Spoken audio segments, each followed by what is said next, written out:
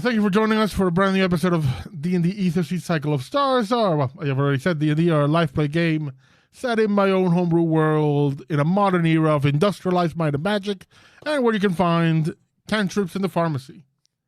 Before we jump into things, we just quickly go around. People tell you who they are and who they are playing. So, Jade, take it away. Hi, I'm Jade. I am playing Will Stoll, Fire Genasi, cleric of, I suppose justice, but I just want to say that I just want. Yeah, I was gonna say it's just more like just like it's the steel fist of the law. Yeah, like and she will be fisting everybody who is unlawful. Yes, that with my magical weapon, obviously. Frying pan. Yeah, it changes. Nate. I'm Nate. I'm playing Errol Reminash, the Craggling Fighter. Ash. Hi, I'm Ash. I'm playing Olo Proudburrow, the halfling rogue who likes to play music. Okay, and Kat? And I'm Kat. I am playing RaQui MriTtyur, the Aarakocra bard / warlock. Oh, I'm gonna turn these things off. Oh, full. These are cracking me up, Kevin. I'm gonna have to turn them off.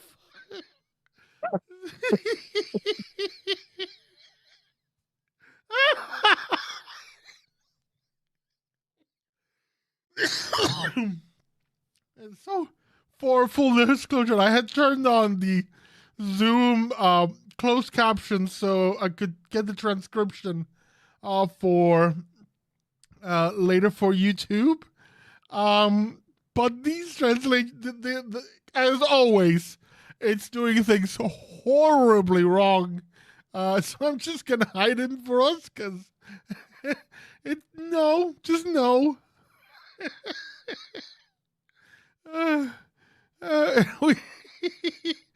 I think they're hidden now for us. Oh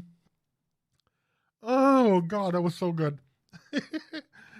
Anywho, last time that we played, Errol took a bit of a fly. He flew like an eagle and plummeted like one. But before he could hit the ground and we discovered what kind of sound he would make, Olo came with a save and gently deposited him on the ground. RaQui, along with the police, investigated the area and found a set of discarded clothes from Rotrick, along with Rotrick's face. Clearly a mask left behind by the quiet assassin who had planted him, maybe? Which was confirmed to be true when, following a set of coordinates left by the assassin, they found essentially a stasis tank with Rotrick in it, and where he had presumably been for the past 3 years. The man is currently hospitalized in a coma, and we'll see how that goes on. Errol dealt with the situation and got news that his husband would be arriving in the next few days. Will got news that Clara was out of the military officially and now coming over, and they would be making plans to get her mother back. And as Clara put it, just, get rid of anyone in the way. And Olo continued his investigation to the missing child that he had heard of.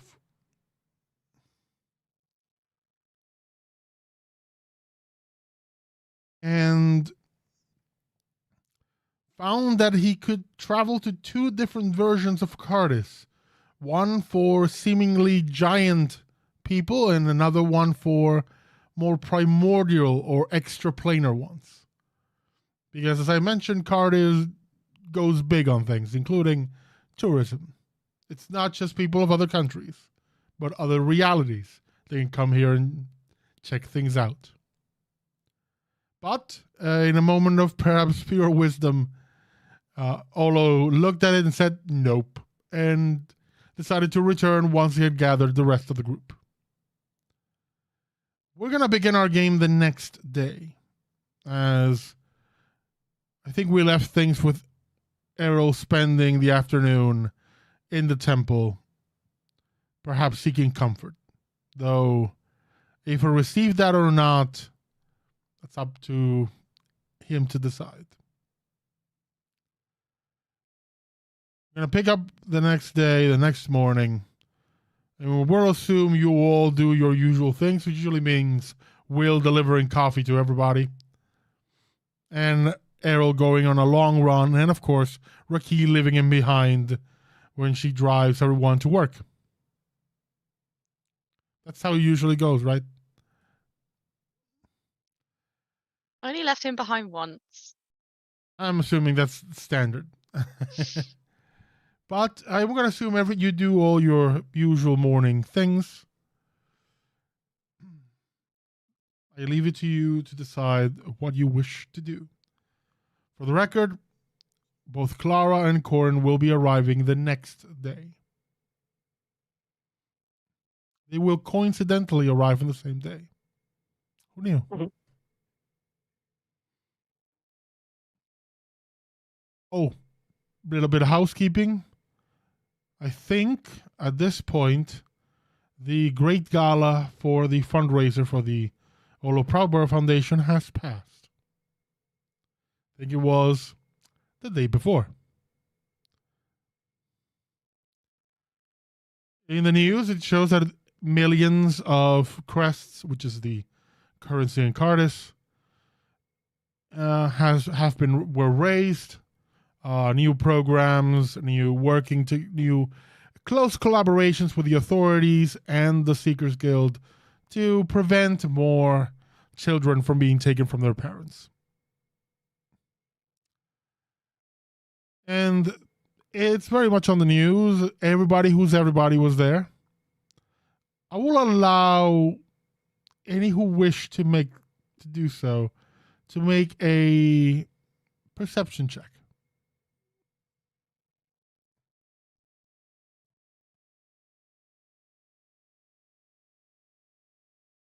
Give me 1 second.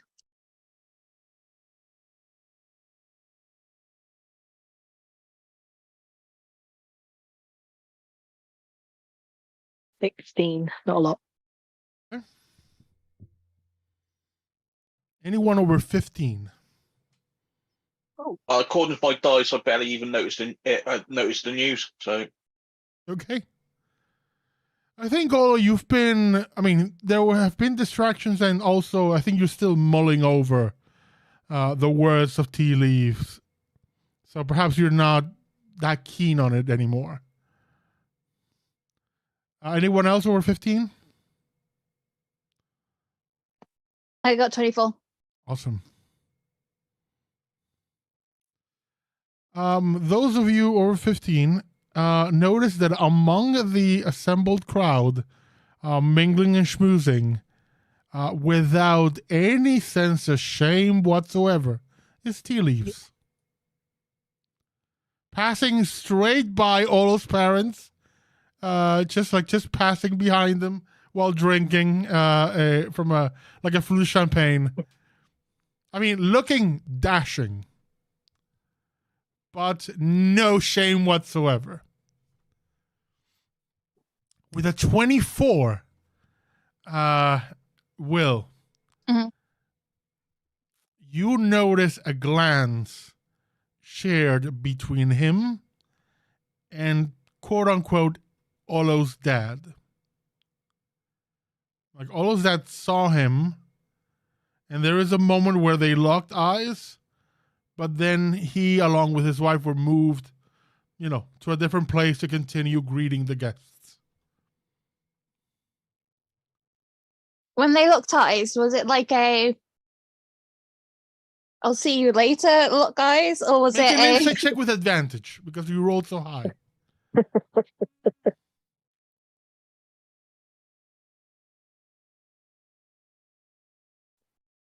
I'm not really good at insight. So with advantage, it's a 14. 14. First of all, their attitude was relaxed at first. You know, the couple. Like, this is a more like a practice thing. You know, they've done these fundraisers many times over the years. It's very, you know, smiles and talking to people. When almost that locked eyes with tea leaves, you're fairly certain that man went. The expression, the body language, is pure terror. Okay. Interesting.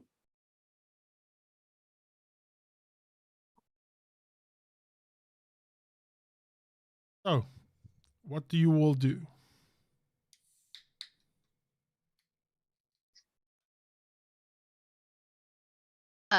Ricky is in her apartment sifting through all of the stuff from both of the storage lockers.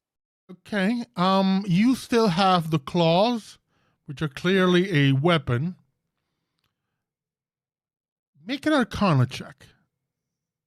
Or investigation, whichever you prefer.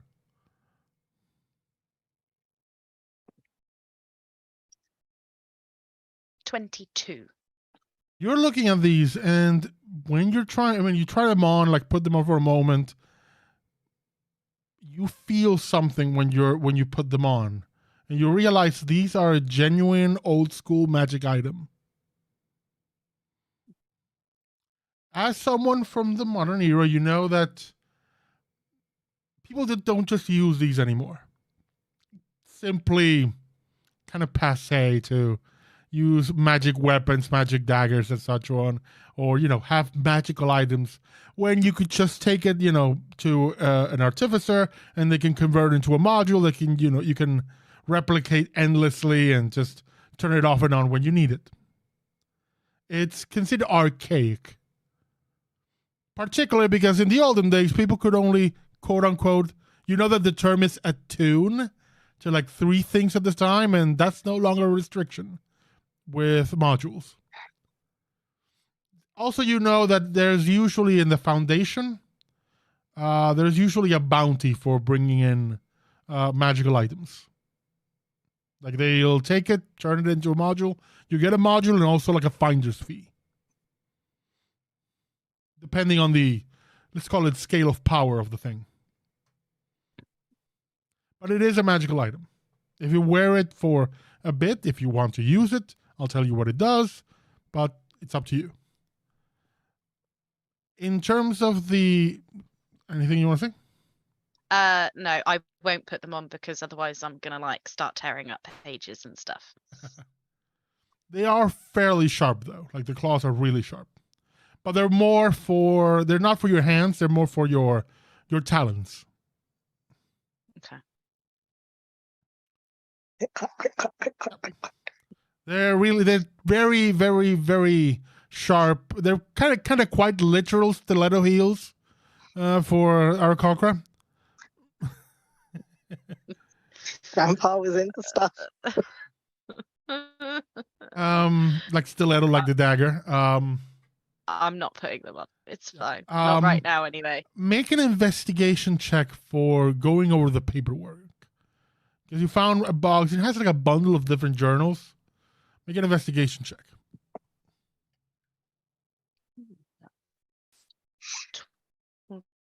25. 25. There's a bunch of different stuff in there. But there are 3 key pieces, 3 key journals. One is a journal from your grandfather, Gustav, from around the time when, before the birth of your mom and her sister. There is another one that is around that period when he would have been raising the sisters. And the last one is the diary belongs to your aunt herself, and it's from around her teenage to early adult years. Okay. With a 25, I will give you advantage on any roll you wish to make on any of these journals.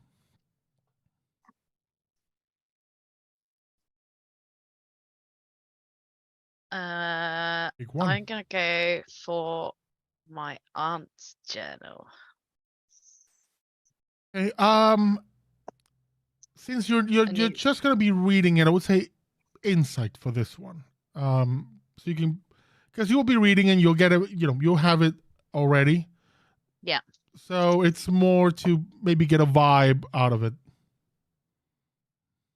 So 60. That one's the 22. 22. The vibe you get from this journal, the vibe you get from your aunt in these pages, which are again from like 13 to like 21. It's sporadic, and again, one of those journals that kind of grows as you need it, much like the ones you acquired recently. Yeah. Early on and up to, I would say, 17, this is a tormented individual. Very lonely. But also from some of the mentions, very much like you. Someone with kind of like connection to death and to, other realms, but where yours is like an impression, hers seemed to be way more stronger, like actual I see dead people. There are several mentions of being in a way mistreated by your grandfather, though it's not stated specifically as like any form of physical abuse or anything, but you kind of get the vibe that it's kind of going that way. Yeah. At around like 18-ish or 19, the tone changes.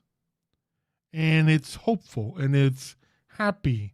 And you see your dad's name mentioned in it. And from what you get from the writing is that the sisters met him, and he was very kind, very very nice to her and her sister, and it struck a chord with her. It kind of got her out of that seemingly endless pit that she kind of was in. So of course, inevitably, as let's say he picked one, or the relationship developed between him and your mother, the last few pages are very bitter, are very angry, very jealous, and then it just simply cuts off. Okay.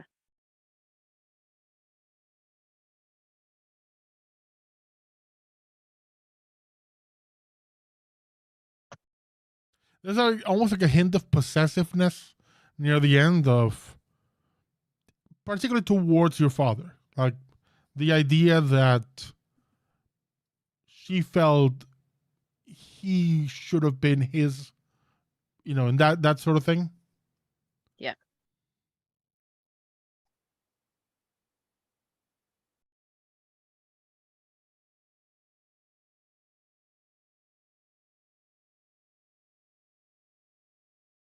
Cool. There you go. I would say that takes you a few hours Yeah. to get through. So I think would account for probably either RaQui doing this the previous night or staying up late for doing this, or account for the morning itself. Anyone else have anything they wish to do? I'm gonna contact the others. Reference, come in and give me a hand.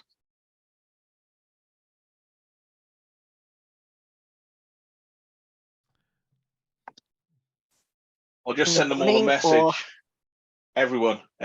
I think this is an everyone job. Not one of those hands then. Okay. Errol responds that he'll come out. I need to ask, has Errol slept at all? Was it even remotely a good sleep? I think he slept. I think he tried to go through his whole normal routine and slept badly. Yeah.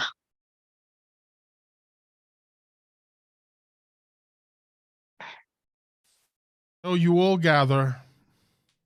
Would RaQui be there, or we're gonna say no? RaQui is No. very much in the books. Yes. She doesn't even reply. Fair enough. The three of Olo you. makes a note of that in his book. Doesn't care about children. Noted. Doesn't care about alive children. True. Good distinction. It's a matter of jurisdiction. That's it. So will you join them, right? Oh yeah. Like Will would have gone to the door and she would have clapped. Like once he opened it and be like, "You said you wanted a hand. I thought you did something. Never mind." Trying to be funny, and then just hand him coffee. Realizing the joke did not land, and then just be like, "Right, okay, what do you need help with?" Although I think Errol also comes out and clearly looks like shit. There is also coffee for Errol because that is what Will does. Yeah, he definitely didn't go on his run this morning. He's like, I think we Trying need to to- create a custom spell for you that is just conjure Java. Yes, please. Just like, haha, here is coffee. You look like shit. Double strength. At higher levels, it's more shots of espresso. Yeah. when it becomes summon buzz.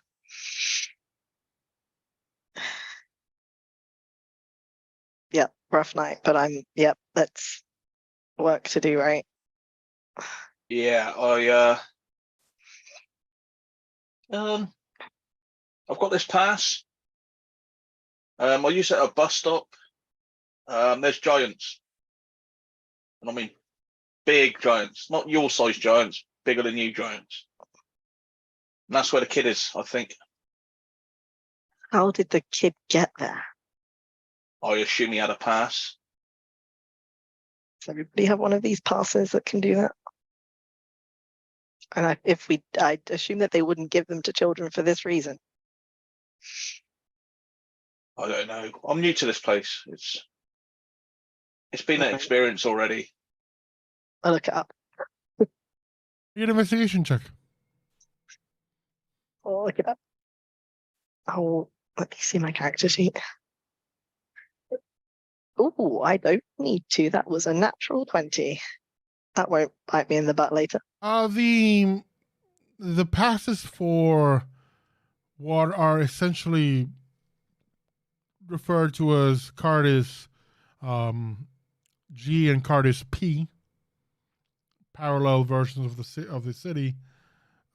G for giant and P for primordials or planar.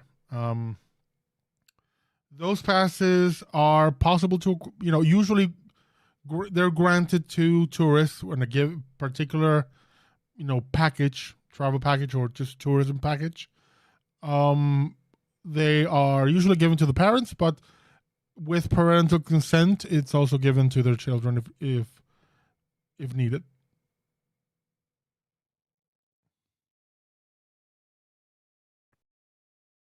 Okay, so not standardly given to children, but it's possible that it was in this respect. What do we know about the parents, Olo? I've not spoke to them. I've just saw some video of the kid walking past a bus stop and disappearing. Maybe we should talk to the parents there. Well, I mean, just wondering what the kid was doing off on their own. And It's normal as a kid, isn't it? I used to do it all the time. well, I mean, Kids are curious. They like going places. but where were they meant to be? Like, if they had a curfew, what tipped the parents off on they were missing? I'm not sure. What tipped me off was the notice at the guild that said they were missing. So Let's maybe go you to should the see the guild and get the parents. rest of the information. Where's RaQui? Why is she not here? Should just give you coffee.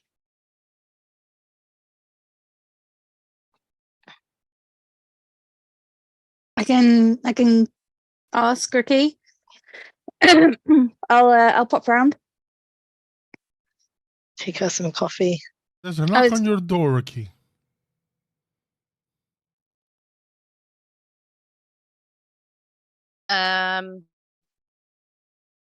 I ignore it. Does Will let it just go at one knock and no response? No. How much does Will knock on this door? A She'll normal amount, an annoying amount, or an absolutely infuriating amount? it'll be a normal amount. And she'll just but it'll after a while it become an annoying amount because like she will not let her not answer. Because she knows that she wouldn't have left. But I know you're in there. Yep. And she'll like try and waft the smell of coffee I knew underneath you would the say door. that. I knew you would say that. I imagine you actually sitting on the floor trying to walk. Yeah. Ricky, I am going to need a wisdom saving throw for pure willpower due to caffeine addiction. I'm just kidding. I'm just kidding. I mean, I would have rolled it. Because I get the impression that they are not going away. I just open the door. Yes. What do you want? 1. Coffee. Take the coffee, set it down. What do you want? There is a child missing and you would be very useful to the group if you were there. Are they dead? I don't know yet. Then why do you need me? Because you're very good at finding things. Looks at potential papers because she was there when they went looking. Well, not Trick. Olo was right. Child's not dead. Doesn't guess. What about the other guys? Can't they go help? They are also helping. However, it's going to require a full team effort. I'm kind of busy. Cool. What with? Walks in. I'm gonna. Here's where we kind of draw a line here. Would RaQui let her walk in? I mean, she's twice the size of me. I'd try to stop her. You would try to stop her? I'd try to stop her. Oppose athletics checks, please. Here we go. This is a clear. This is a very clear PvP situation. Someone's getting God, plucked. I don't know. We know RaQui is not skunk. Will, you are the actor. In a tie, you would win. How much did you roll? Natural 20, 22. How much did you roll, RaQui? 4. You are steamrolled. Yep. And she's just stormed into your I don't storm in. I walk in. I'd like to point that push out. her aside. I'm just like, cool, okay. Just like, Yeah, you kinda push her goes aside. You catch her by surprise and kind of push her aside, kind of move her aside. What does she find, RaQui? A mess. So she'd probably be used to seeing all of Ricky's research paperwork quite neat and organized. This is just chaos. There are papers everywhere.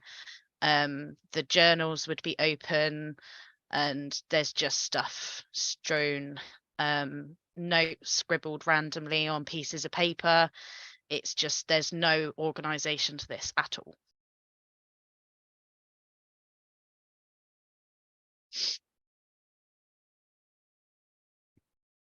we'll take out her Weaver, message the others, and be like, I will meet you there with RaQui.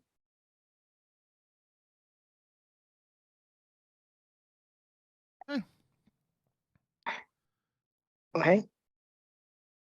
Well, the party splits. If they want to split, yeah.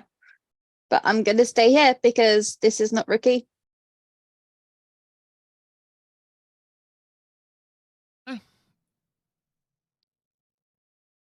mean, RaQui, you would likely see that in your group chat. You would likely see that Will has elected to stay behind with you. Will, I'm busy. What, Yeah. like, just go help the guys. No. I only come in use when you find stuff. So when you found something, let me know. That's not true. Where are we even going? Place with giants. However, I'm electing to stay here and help you, Heidi.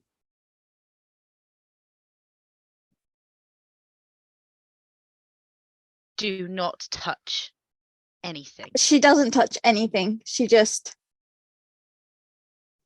stands there and looks. You don't need to tidy. Hang on. Can I just get this right? So I didn't answer the door because I was busy and I didn't want to answer the door. You clearly weren't going to leave. I have answered the door. I have told you that I'm busy. And to call me if you find them. And if they just so happen to be dead, great.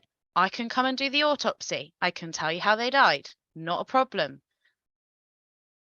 But what you want is for me to go and potentially fly around a place with giant things that are going to try and swat me like a fly. Or we stay here and talk through what is going on here.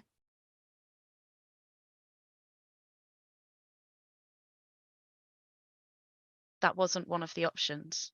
It is. There's nothing going on here. Insight, I please. took the paperwork. Make an insight check.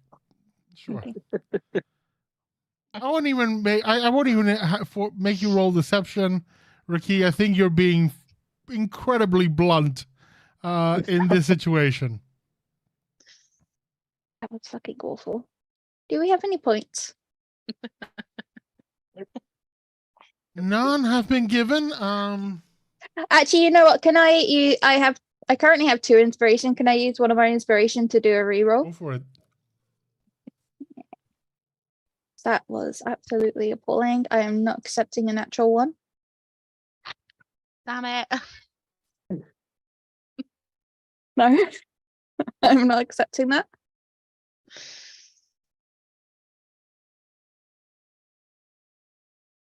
Okay. If you're rolling out a natural 1, I'm going to laugh. No, I did not. 1 second. It was a 13.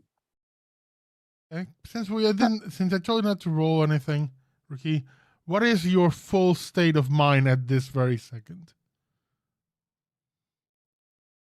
Now, if I'm reading correctly, how pissed off are you at this sudden invasion of your privacy? Really pissed off. I'm really, really agitated, hence being so blunt.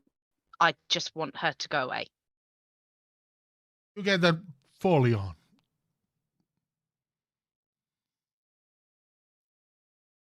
However,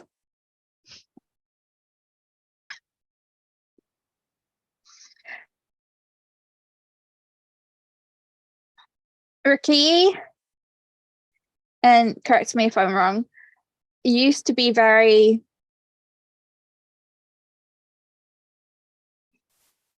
into her paperwork and stuff like that.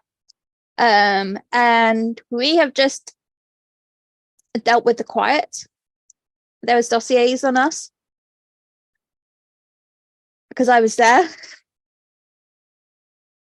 And So Will wouldn't have seen what. The person who found the dossiers was RaQui, and she hid the dossiers from all yeah, of you. but she knew that she took something.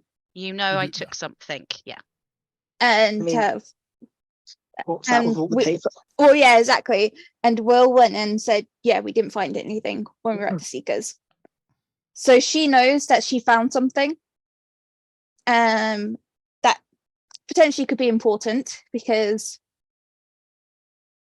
RaQui, I don't think RaQui's the type of person who would lie to higher ups about like evidence, essentially. She seems very straight and narrow, in my opinion, from all these months that I've been with her regarding her job. So she knows that there was something. She is now cooped up in her room, no pun intended. And she wants to know why. She would rather essentially go through whatever it was that she found, because that's what she is assuming it is, instead of helping somebody. And usually RaQui, as much as she's the first person to be like, I cannot fight, I'm not strong, no, she doesn't turn down a job when somebody is in need of help.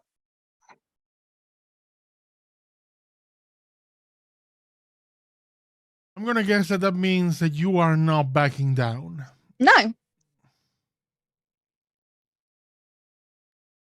I'm going to say, RaQui, that unless you are attempting to hide that fact, or perhaps be a bit more diplomatic, I will say, is it obvious to RaQui that you are not backing down? Mm-hmm. Okay. In fact, she will tie up her hair. Serious now. That takes along like 30 minutes, but But she'll see her doing something and be like, what's she doing? And then eventually it'll be like, oh, she's just tied up her hair.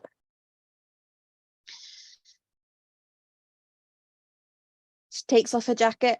She puts it on the corner of a chair as to not disturb anything else. Roll up her sleeves. Be like, right, okay, let's go. What do you mean, let's go? What do you want from me? I've said I don't want to go. It's very clear that I don't want you here. I cannot do this right now. What do you want from me? What did you find? What do you mean, what did I find? You know exactly what I'm talking about, RaQui. You found Some something. paperwork. Yes, I would like to know what that paperwork is that is making you hide. I'm not hiding, I'm just going through it. Then show me. No. I haven't finished going through it. You don't need to see it yet. I will go through with you guys when you need to know what it is. Okay. Then I can wait. Well, you're not waiting here. I am.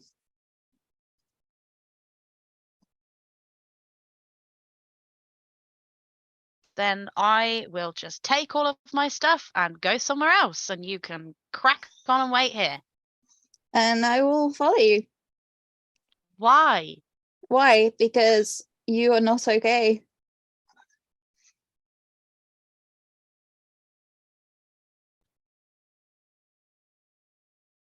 Fine, let's say that I'm not okay. I'm not okay, and I've told you that I don't want to go. I've also made it very clear that I don't want you here. What am I just supposed to pretend everything's okay? Can I not just be left alone to deal? Like, I don't know what you want me to say.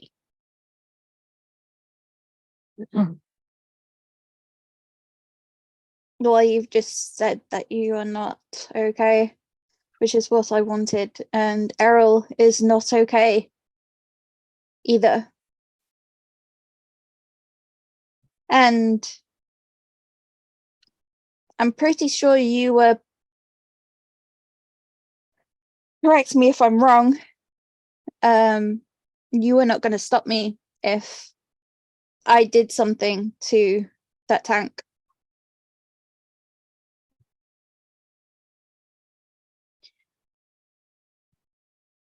Do you not think that I know that Errol isn't okay? Do you not think that if I could be there to help him right now, that I would be? But I can't. I know. You don't know. You haven't. I was there last night with Errol. Will, you, with all due respect, you just don't know what you're talking about right now.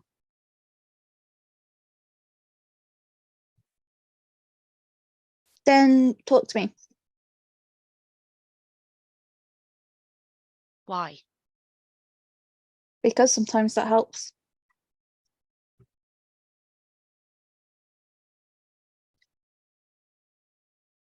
It helps. It helps. So I came into this and, I was just a consultant, and I came in as a medical examiner to consult. And then, Errol and I started talking, and then things just went horribly wrong, because all of a sudden this person who I thought was my friend, and with this, RaQui basically loses her shit, picks up a load of paperwork off of the desk, goes, Errol, I thought I started to think of as a friend, and look what I've done to him. And with that, I'm going to throw a load of papers at Will. All of the stuff that I thought I knew was used to hurt him. You see that there? And just points to the paperwork that I've just lobbed at her. That right there, recognize it? That's my stuff that got stolen the first few days that we were together. That's all of the information that I'd collected. And those annotations on there are the quiet using it to get at the first person in my life who I thought was a friend. I'm no use to you guys, because all that happens is anything that I do, all of the information that I collect and put together, it just gets used against people. And I'm sorry if right now I don't want to leave here because I don't want to have to face Errol or put any of you at risk ever again. So if you can't understand that, then just leave me alone.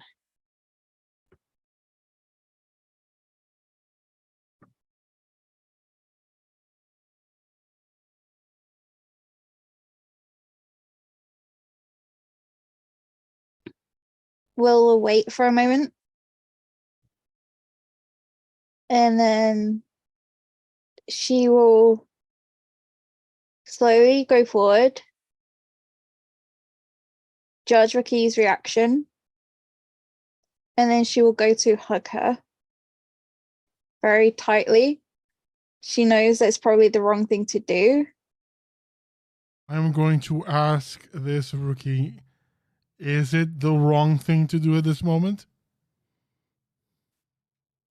Or better yet, let me ask a different question. Will RaQui allow this?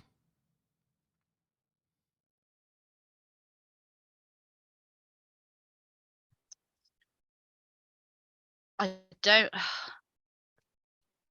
I wouldn't say it's the right or wrong thing to do.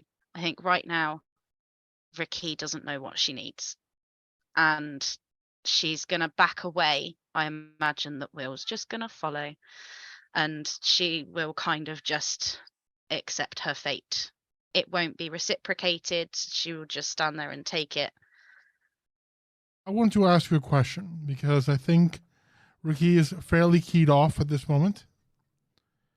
Would she resign and take it? Or would she lash out instead?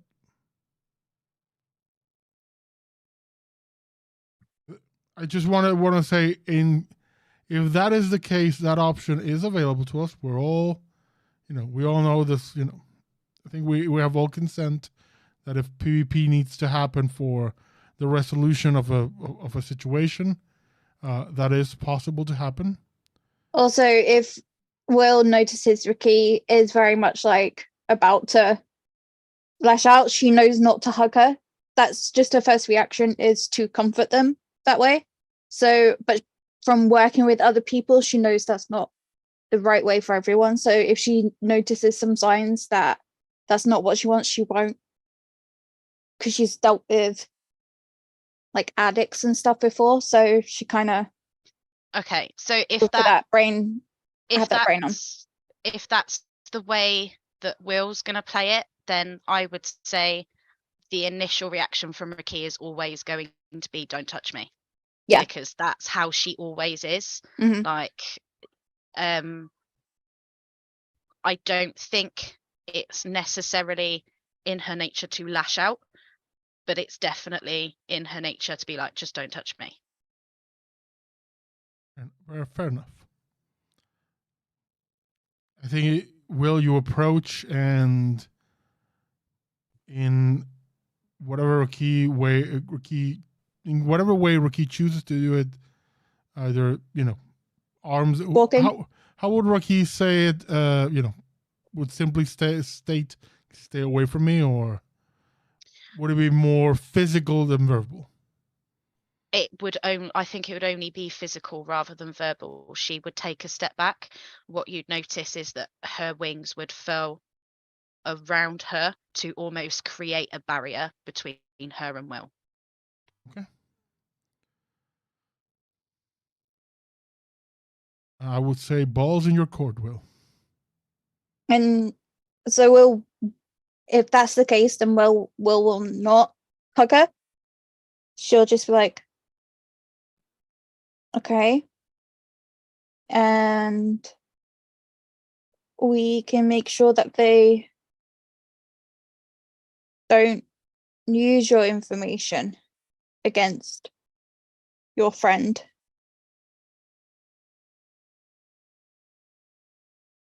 And then she'll go and pick up the papers that was lobbed at her and kind of like,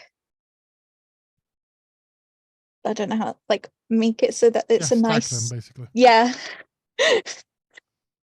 So, and kind of like hand them over to her very carefully. Make sure that she doesn't crease any of the papers or anything, because like,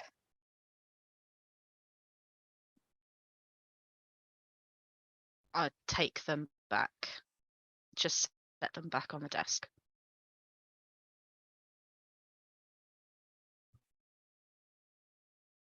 so in that respect,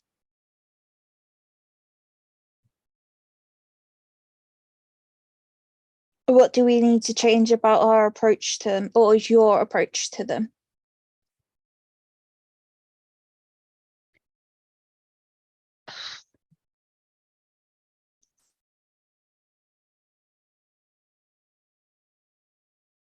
I don't I don't even know. I've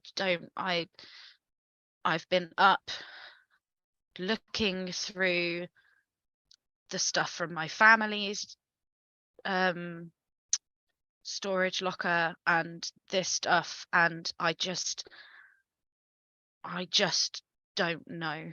You're spreading yourself a little bit too thin.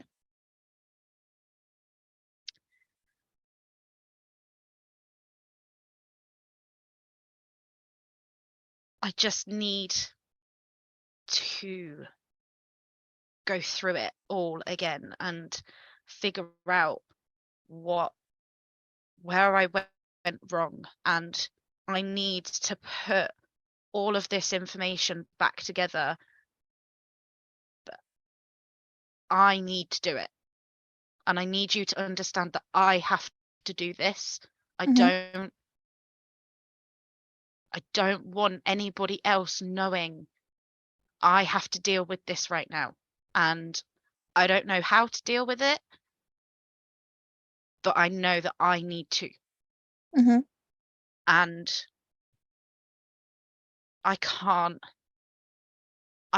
go out there and face Errol and have Errol know that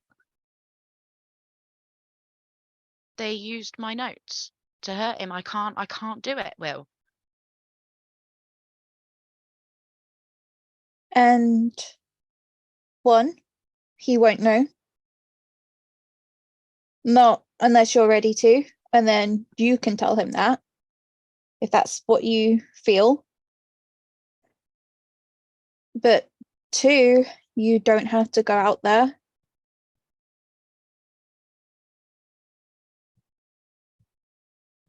I kind of don't have a choice now, because you've kind of told them that you are going to meet them there with me. Yeah, but they don't know when that's going to be. That could be hours from now. You really want to leave them alone again? Look what happened last time.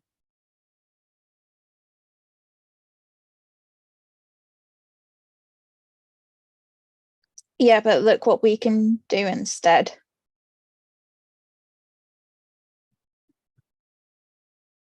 If you can figure out or get some peace of mind,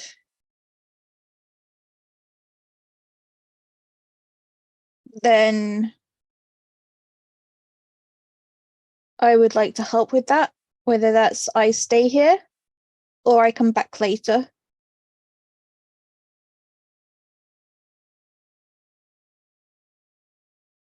But I'm not gonna let you stay here on your own without me coming in and seeing you later.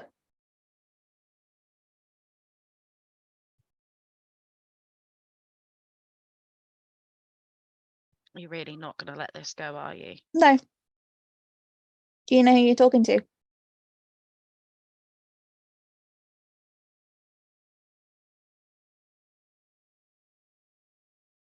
You're meant to smile and say a pain in my ass or something.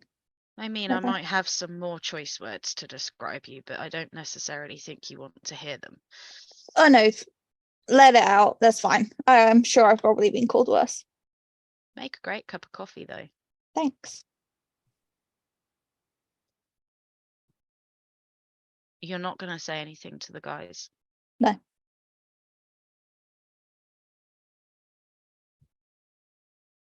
I think, RaQui, sometimes you forget that I can keep secrets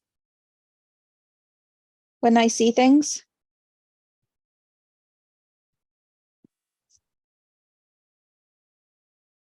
I mean, take for example, I knew that you were going out for personal reasons before, and I said that, you know, I tried to cover for that. I also have been, until this second, mentioned about the hug you and Errol had. That is also true. So just know that I won't say this to them.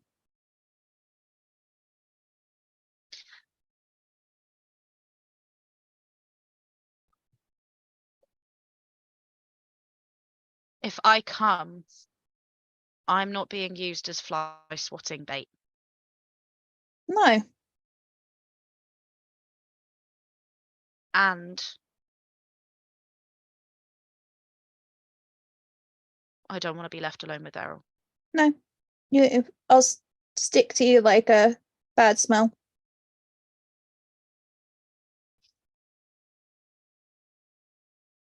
Because essentially that's what I'm doing right now, right? Okay.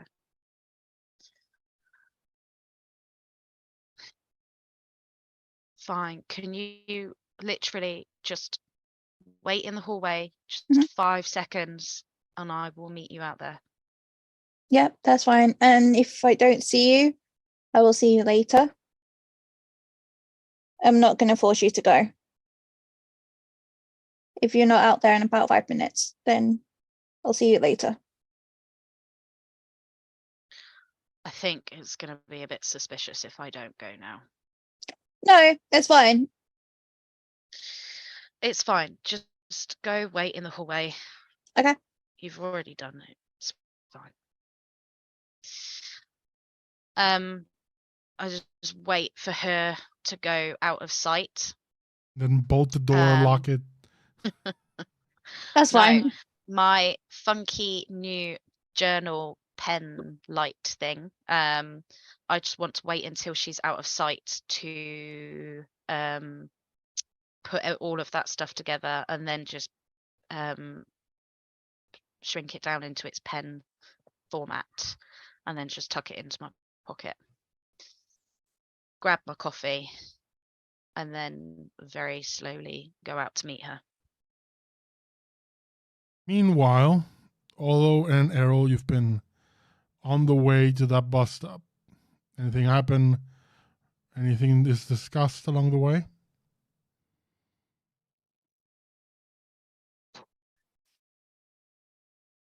By the way, I mean, for a moment, by the way, Jade and Kat, inspiration for both of you for that. Go ahead, Errol. Errol's pretty quiet on the walk, but he will. Can we message the Seekers Guild to like get any files sent across to us that they have on this case? Like they must have already spoken to Olo the has parents. all the files. Oh, then Errol's reading through them. Basically was reported by the child's essentially nanny that he had disappeared, and she had taken her eyes off him for a moment near a cafe near the bus stop, and when she looked, she wasn't there. She looked all around, and she contacted the authorities. Well, she contacted the guild first because the authorities usually need someone to be missing for a certain period of time before it becomes an actual case. The Seekers Guild will just do it. So she contacted the guild and got, there's a few people already looking. And the last thing was that Olo was given this pass to look at the other options, because some of the footage showed what could potentially be an opening towards those other options. And what's the description of this child? It's a human child, tiny, let's call him Olo-sized. 3 Young foot. child. Yep, 3 foot. Right. He's short brown hair, green eyes, wears glasses, dressed in little pants, little shoes, little shirt. Okay. And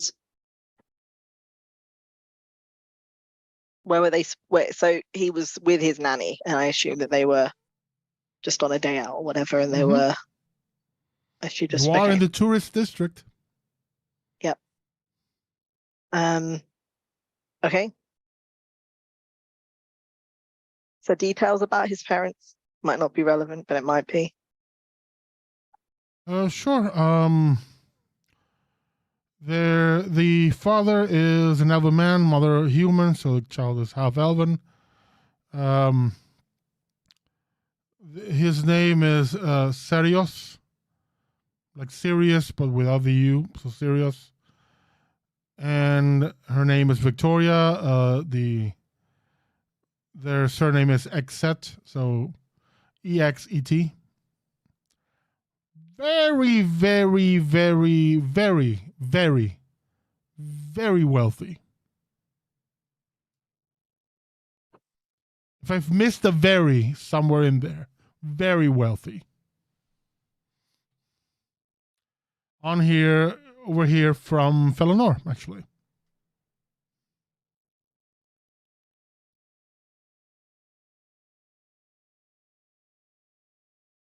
Okay. So not out of the realms of possibility that somebody you took him if their parents are super wealthy. The nanny's name is Vitra. She is a I forget the name of the species. Let me fucking look it up. I always had it in my notes. Furbolg. Furbolg.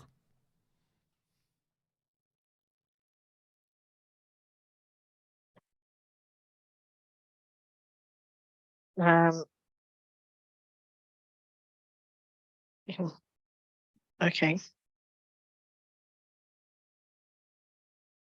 For both tiny giants, probably irrelevant. Okay.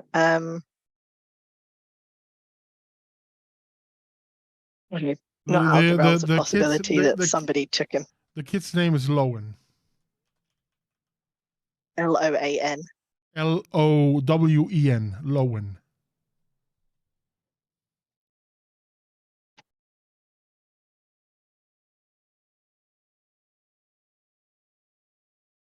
Described as a bright kid, very curious.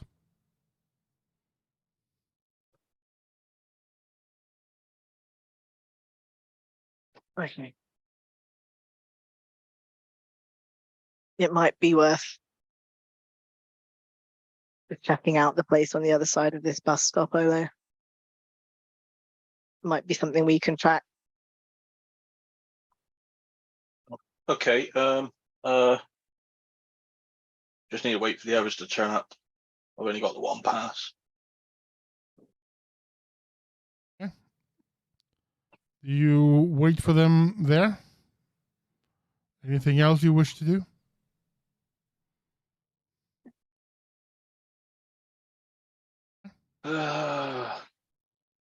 Odo doesn't want to do it.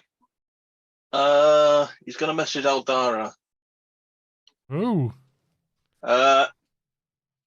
He's gonna ask if she can get camera footage from G. You get a message that says, give me a few minutes. Okay, thank you. Eventually, though, RaQui and Will do appear. Probably just as Errol's about to say, I saw the gala on television. I woke up and was watching the rerun. Of what? The gala, you know, where you're. Oh, yeah, I forgot all about that. Was it good? Did you not? Oh, okay. Yeah. Do you want to know anything about what was publicized? Yeah, sure. Hit me. Tea Leaves was there. Okay. Anything more? No, but it kind of looked like he was purposefully trying to get on the camera, just smoozing around in the open. I thought it might mean more to you than it did to me. Well, Make he an knows my insight pet. check, Olo. This is not going to go well.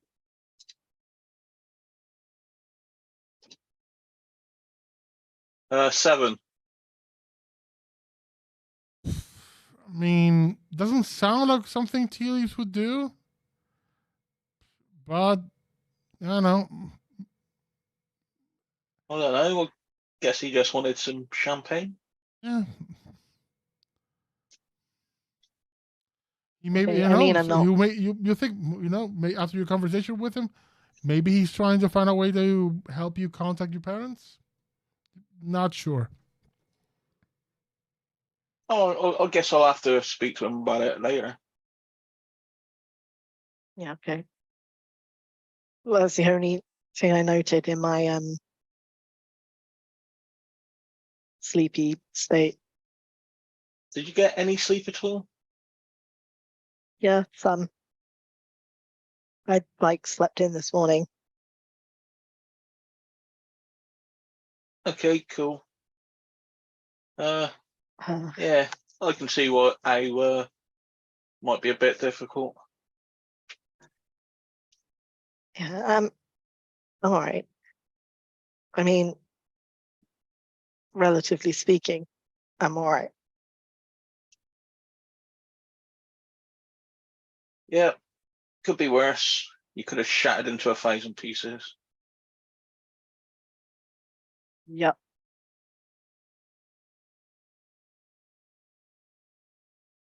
So, when's your man getting here?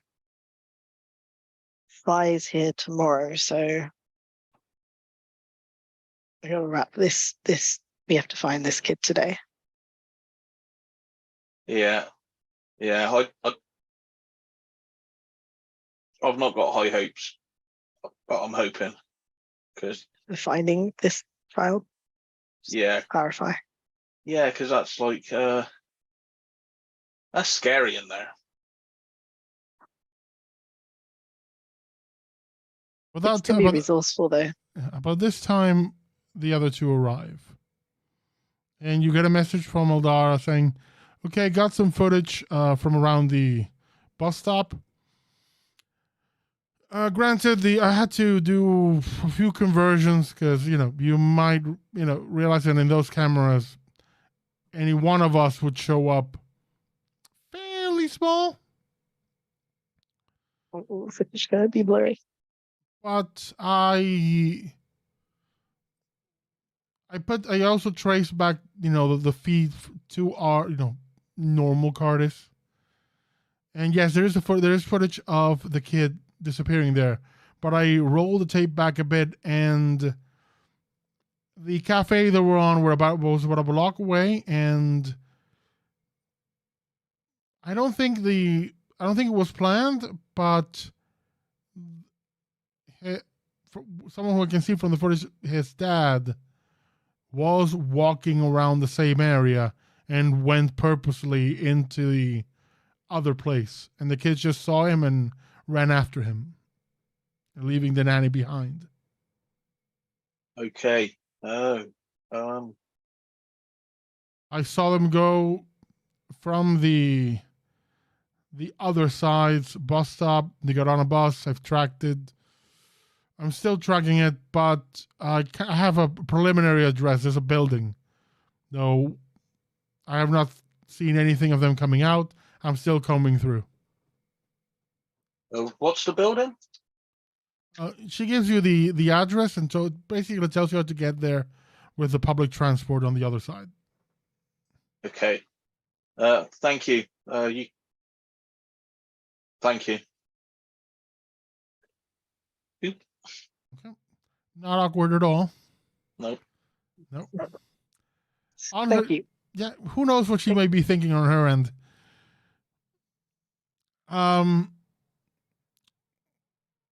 Will and RaQui, you arrive, and you're all gathered together in on the side of this bus stop with Olo holding this pass. Okay, so what's the update? We've just found out the kid followed his father through. They've travelled to his building. I've got a Dara to track him on the other side, and they've gone to this building. Okay. On the other side of there is giants, so it's kind of scary. Hello, did Aldara say that Lowen was with his dad on the bus, or was following his dad? Did they get on the same? From what you gather, he was following. Yeah, so his dad went somewhere and he's just chasing after him.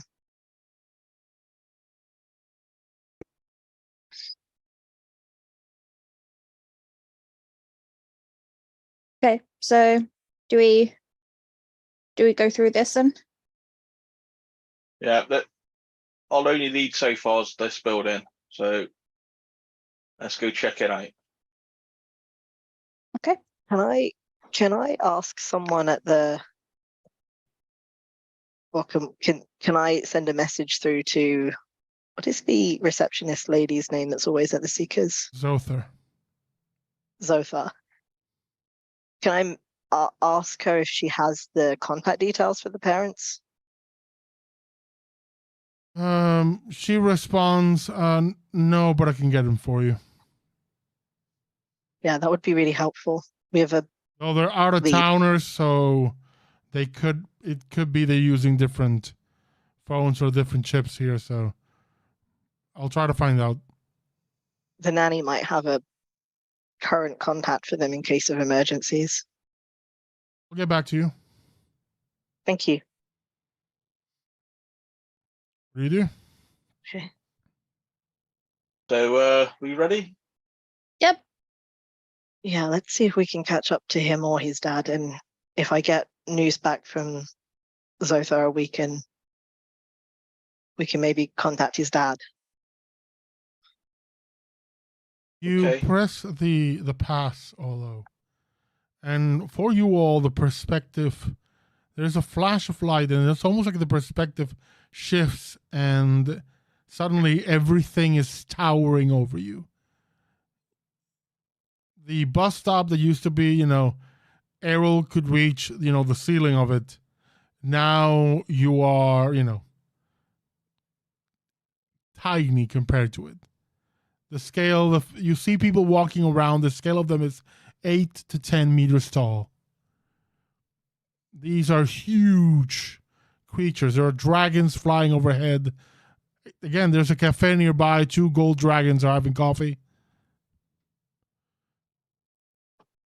And let's call it the sky lane is busy with all sorts of creatures, and the cars are of a scale. Your car is a Hot Wheels here. Though there are things that are, let's call it micronized.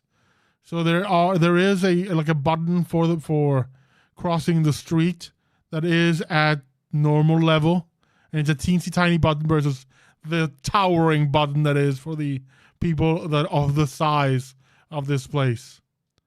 You see a bus arriving, and it has a set of like an automatic escalator near where the step ladder, the steps start to get inside for normal people to just glide up and not have to, scale. Let's follow Aldara's directions. Yep, let's go. Be careful. I don't want to get stepped on. You have to wait a bit for the bus to arrive, but you eventually get there. There's an automatic payment system for, let's call it mundanes. Because you won't be handing over let's call it the weight of the crest that is handed here. But it eventually takes you to the neighborhood in question, and you find the building. It's seems to be like an abandoned factory. Yay. This Mostly isn't dilapidated, ominous. but you're here. Okay. Shall we have a look around the outside first? Yeah, let's investigate around. Make an investigation check. Whoever wants to do it.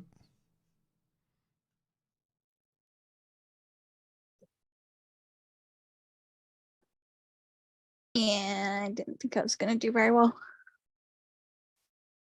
I have an 8. 20. 16. 19. Will, you are simply baffled by the dimensions. Just the sheer size of everything is ridiculous. Again, to put it in perspective, this is Honey, I Shrunk the Kids for you. Mm-hmm. You know, a blade of grass is bigger than you. Also very preoccupied with like trying to be between RaQui and Errol without being like obvious about it. Make a deception check. Not trained in deception. And Will, this is just against passive insight. So as long as you roll, I think, higher than 10, you beat Errol and Olo. I rolled a 15. That wasn't actually that bad. I think Olo's passive insight is fairly low. Yeah, mine's 10. And for Errol? Passive insight. 16. Ooh, I think No. you realize that Will is almost like chaperoning you and RaQui. Almost like standing between the two of you. And you realize it when you're searching around that if at any point you and RaQui kind of were looking at around the same area, Will would suddenly just be there. You just pick it up, just out of the corner of your eye, more or less. But with the investigation rolls done, with the 16 and 19, you find both an entrance, and for RaQui, you find there's also windows that are people sized. I would say, normal people sized. And with that 20, Olo, you find both the main entrance and what you think might be like a side entrance. And the side entrance, you're fairly certain has seen more use, and you're also fairly certain it's open. Guys, I think this is our way in. Has it got a small door or just a big door? No, it's just a normal people door. Normal people door.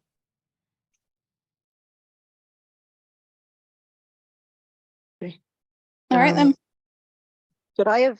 So I know I only rolled a 19, but I think Errol was mostly looking for places that like children might try to get into things.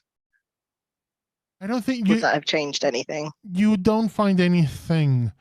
There's not a kids park, and I think you find places. You find things that are normal sized, and I think in this place you are, that is, I think, a bit more key than anything else. So you just find places where normal people could go in, because technically, if it's just like a child go in, everything is massively tall, so the kid could walk under the front door. It was more like I don't know. It was more like if I was a kid following my dad, I might not necessarily try to go in through a door. I might look through windows and hold up somewhere. But if there's a side door and we're all going, that's where we're going. You get you get one more message from Aldara. You see like a download from it. It's fairly slow. It says there's one just said this. If you've already crossed, this might get to you a bit late. But you see footage from the bus. And you see that the dad, in fact, goes in without, clueless that the kid was following him. The kid actually goes into like the back entrance escalator. And the footage shows that along the way, the kid reached his dad. And they both disembarked the bus together. Okay, so But they both went into this building, and that was at least 2.5, well, not even, that was a day ago. Because this kid has been missing for at least a day. This happened about a day ago. They haven't been seen since. really be with the dad's number at this point. Okay, let's just keep So, searching. yeah, let's go in. At least he's not a child on his own right now. Errol, you get a message from Souther with the contact information for the father.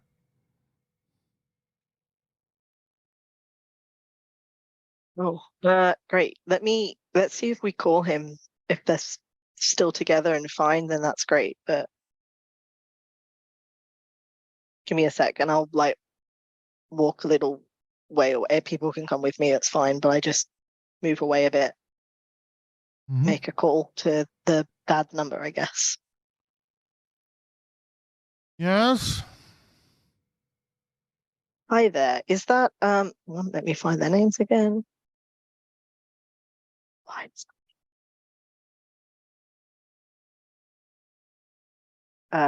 Is that a serious exit?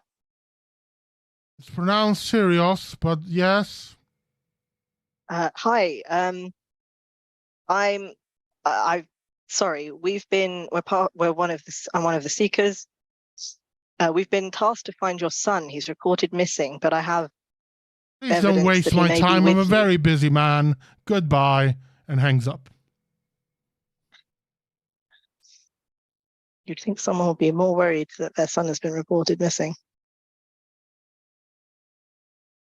Errol passes the number on to somebody else.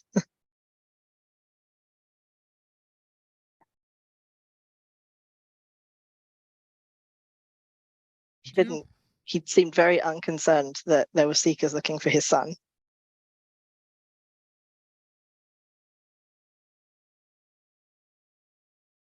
What did you say exactly? We were seekers hired to look for his son who was reported missing. And what did he say? He was very busy and not to waste his time.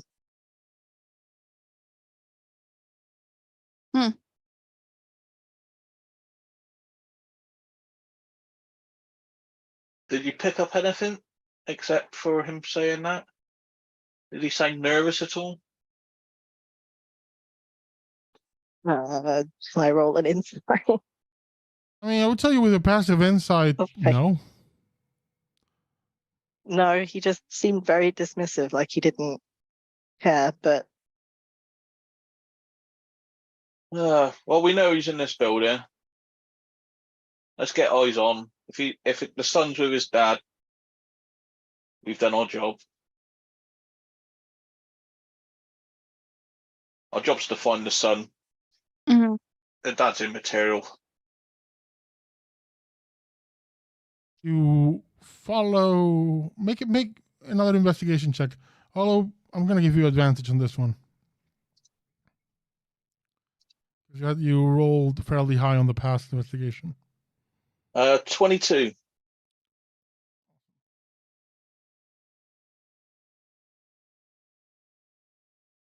Anyone else? no, sorry, I didn't realize we No, were just all in rolling. case you want to. Just if we want to. But we have a 22, so. No, I'm Errol's back seating on this now. Although you find at first you're walking and just you see corridors and doors heading different directions, but you notice that there's a definite layer of dust on most of the doors and the other corridors. You do find eventually a door leading to a set of stairs going up that seems to have some recent use. Guys, looks like they've gone up these stairs. This seems strange for some super rich guy to go here. Shady business. Is there Yeah. an elevator? Would suggest caution. Stealth. Mm. I'm not stealthy.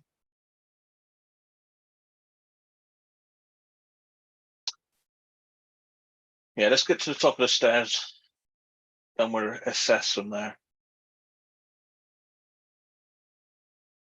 As Yeah. as you're walking up the stairs, you walk a few floors. Errol, you have a memory right now of the going up many, many flights of stairs. This seems oddly familiar. I'm holding the handrail. Who has a passive perception of 15 or higher?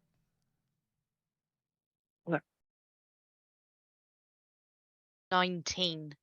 17. Will and RaQui, you pick up a scent earlier than anyone else. It's a distinctive scent of someone smoking a certain weed. It's kind of pungent, but it's kind of wafting down from a distance.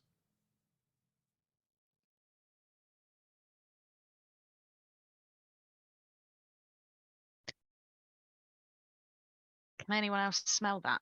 Yeah, I can smell that. Several steps beneath everybody, still holding the handrail, going, no, no. Mm-mm.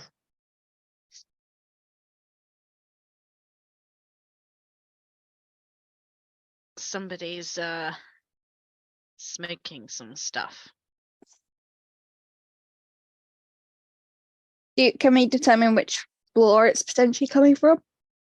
Make an investigation check for me. Duh. Either investigation or survival. I accept survival as well. Oh, okay, I'll do survival. I just 23. 3 floors up. Okay, 3 floors up. Let's go. Good thing to ask.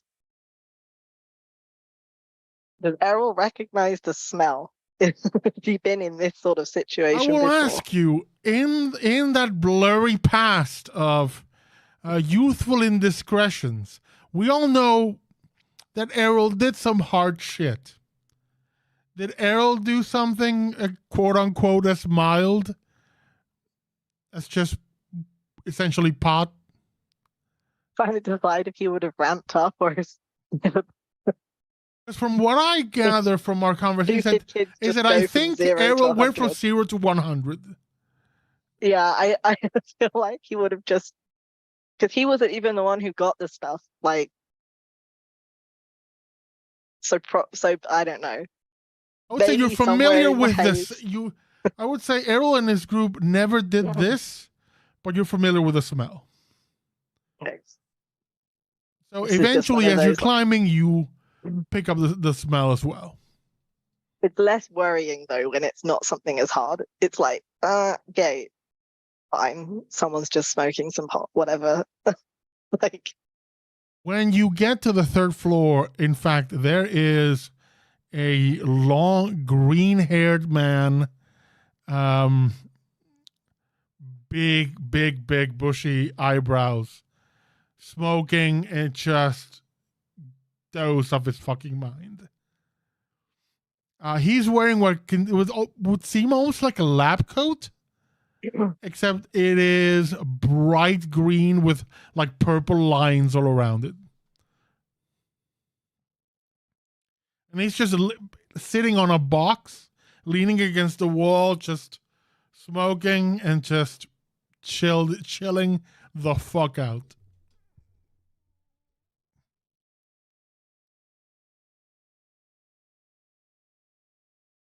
As your process, sub.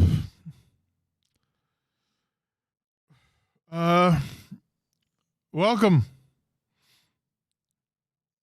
Prospective clients? No, we think a kid might have accidentally wandered in here. Come here with a guy in a suit. Yeah, I think he was following him. No accident about that. No accident about that. He's inside. Okay, thank you. No, let me ring you in. And he pats for like there's no like an intercom, but one like phone type, and he just kind of pats for it, slaps it a couple of times, so it doesn't really get it, and then grabs it. Says, "Yeah, just like rubs his eyes and just squints the hell out and goes 4, and hangs up. And there's a buzzing sound, and the door opens automatically. Okay. Let's go. I guess we're going. Yep. Be careful. I'm gonna ask for 2 things. 1, marching order. Who's going in first?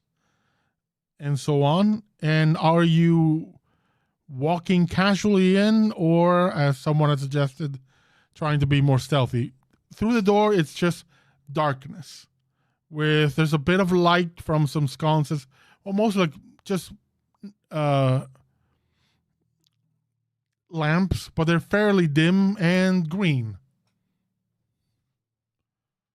There's a lot of dimness in the place. So I can see a bit. It's essentially low light constantly. Yeah, I have dark vision, so I think I can still see. But Errol's like not in his usual frontline shield position. He's just pulling out the back right now. Mm-hmm. I guess I'm the most invested in this, so I'll probably be up front. Yep. I'll be trying to be slightly stealthy. I'm going to assume then after that, before Errol is Will to act as the buffer between him and RaQui. Mm-hmm. So that gives us our marching order. And again, I asked. Oh, sorry. I'm flying. Okay, so you're taking off the ceiling. Okay. Gonna try to be really quiet. Okay, then I'm taking it that you're gonna go for a stealth then. Yeah. So make a group stealth roll. Oh god. Oh no. Oh god. No.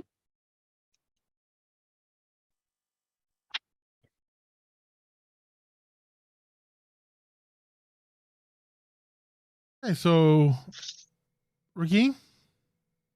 6. Okay. Will. 6. Hey. Well, will we finish the number of the beast? Errol. 6. The fuck? Even on disadvantage, 14. What is wrong with you? I rolled really badly. I only got 20. Poor baby. I have disadvantage too, so. Okay. It's going to average out pretty poorly, I think. Okay. You all begin to move as quietly as you can. Some of you a bit more lumbering than others. There's a bunch of hair that you're constantly stepping on. No, my hair is tied up. Oh, right, true. There's a giant flame walking around. Wobbling around on the top of the head. Wobbling around. And, the occasional flap of wing can be heard. It is very not on brand for Will, so she is a little bit like off balance. You begin to move, avoiding a few things, and you find what is essentially almost like a chemical factory. There's people processing what seem to be raw materials, very organized, some of it automated, and at a massive scale. Like someone at this space has an entrance in normal human size, but it's still a giant building. And they've turned an apartment into a factory, basically. With my medical background, will I recognize the scale of what they're doing? Yeah, I will tell you straight away. It would be like a pharmaceutical lab level. It's that kind of processing, vats and everything. In fact, it's almost like very much like a production floor at a factory as well. There are different rooms branching out, and there's a different group of people. There's also like a cafeteria and everything. You see people just, drinking water and just resting and everything. And eventually you do, again, with just RaQui with the high vantage point and the perception of 19, you catch, you realize that at some point it becomes something like an open floor, like office plan, like an open plan office, where it's just desks scattered around the area, and also like small covered areas for like meetings. And in one of them, you see almost like a little sofa, and there's a kid sleeping there. Sitting at a table is the guy you presume to be his dad. And across from him is a man you recognize. A man in a suit who last time you saw was in the first job you did in the city. Sleek black hair, completely, perfectly coiffed back. And they're just discussing something, and you see there is a briefcase on the table near the dad, and he's signing some papers and handing them over to this individual. Serious. It's serious. Mm-hmm. It's serious and serious having a meeting. And Sirius just comes across around the table, shakes hands, and, picks something up from his pocket and hands it to the guy. About that time, all of you are stopped by a big burly hobgoblin. Goes, you're coming, you buying? No, we're just looking for a kid who came in here.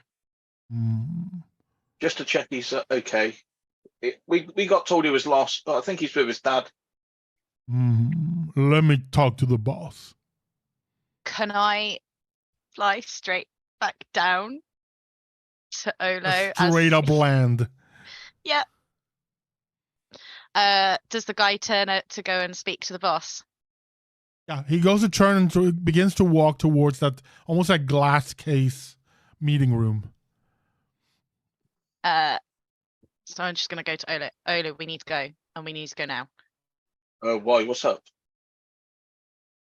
The kid's there with his dad, with Sirius. We need to go. We can't. The last time we saw this guy, he was not happy with us. We cannot do this on our own. We need to go. Okay, let's go. Let's go.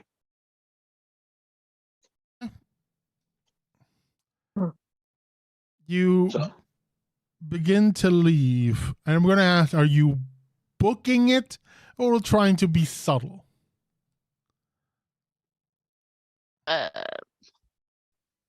Probably not want to draw too much attention, so Yeah, trying to be Yeah. subtle.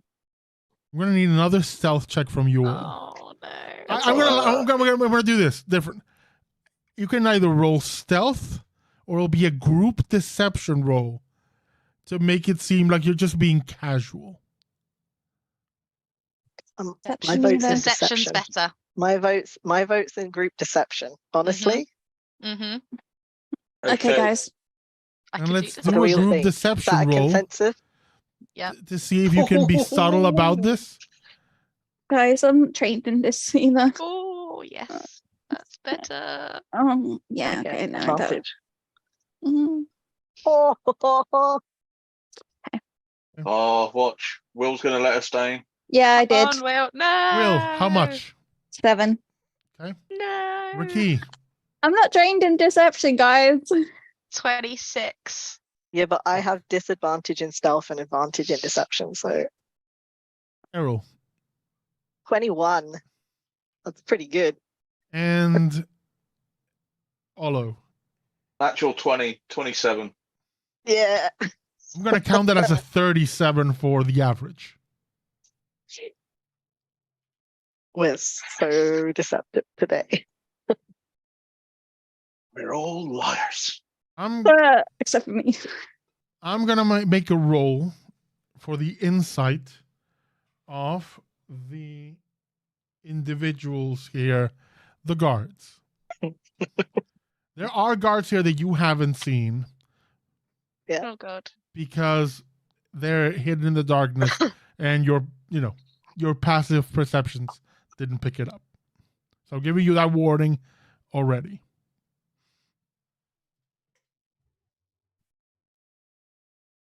They have a +4 to perception. Your average is 22. Total, I'm going to make 2 rolls. For one set of guards, another for another set of guards. If I essentially rolling with advantage. Sorry, guys. If I roll under 18 on both, you're safe. You can get to the door as it'll be open, possibly get off scot-free. Odds are in our favor. If not, well, things get complicated.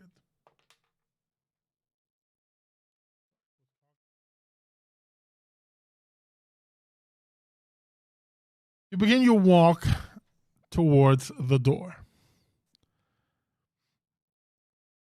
As you're walking back, you actually see the figures kind of step out of the shadows, and they just nod at you. They're kind of confused a bit. You see like a tilt of the head in the body language. Like, you guys just came in and just now are leaving. But you make it to the door just fine.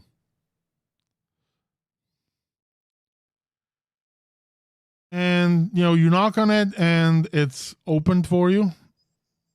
And you're standing now outside with the very, very doped up lab coat guy. Well, that was quick. Yeah, we found a kid. What was the word? Thank you for your patronage. That's the one. Thank you for your service. You're welcome. Bye-bye. I'm guessing you just get the hell out of there. Mhm. Okay. You reach the ground floor and you head outside. About this moment, the guard has just come in and say, "Hey, boss, we got some people looking for the kid." But when they turn around, no one's there. You're outside. Tell me what you want to do. We call the seekers. The higher up ones. Do we do that after we've run to the bus stop, though? Yeah. Are you Do it on the way. I'm going to ask, are you planning to return to normal Cardis? That's the plan? Yes. Yeah. You take the trip there, return to normal Cardis, and once again, you are normal sized. And I suppose there's a wave of comfort in the knowledge that you are not, the size of someone's toe. Oh, I'm still surrounded by giants. There are levels of giants. Okay, cool. You call the seekers. What do you say? We found the kid. Yeah, the kid's safe. He's with his father. I mean, he's safe. We've also found a drug den. Thought you might want to know about that. You get him. The Souther goes, run that by me again. I mean, come over and give me a little debriefing because I got the nanny here, and yeah, just come over. Sure. We'll come straight over. You get to the Seekers Guild, and in fact, there's Souther there with a furbolg nanny that looks so desperate, so stressed about this. And she comes on and says, you found Lowen? Yeah, he's with his dad. He's with Sir. Yeah. He must have seen him walking past the cafe and followed him. Oh. He's perfectly safe. Oh, that's good to hear. Let me tell I will call Madam and inform her of this. And she walks away to make a call. So there comes and is like, okay, run it by me again. It appears that the boy followed his father.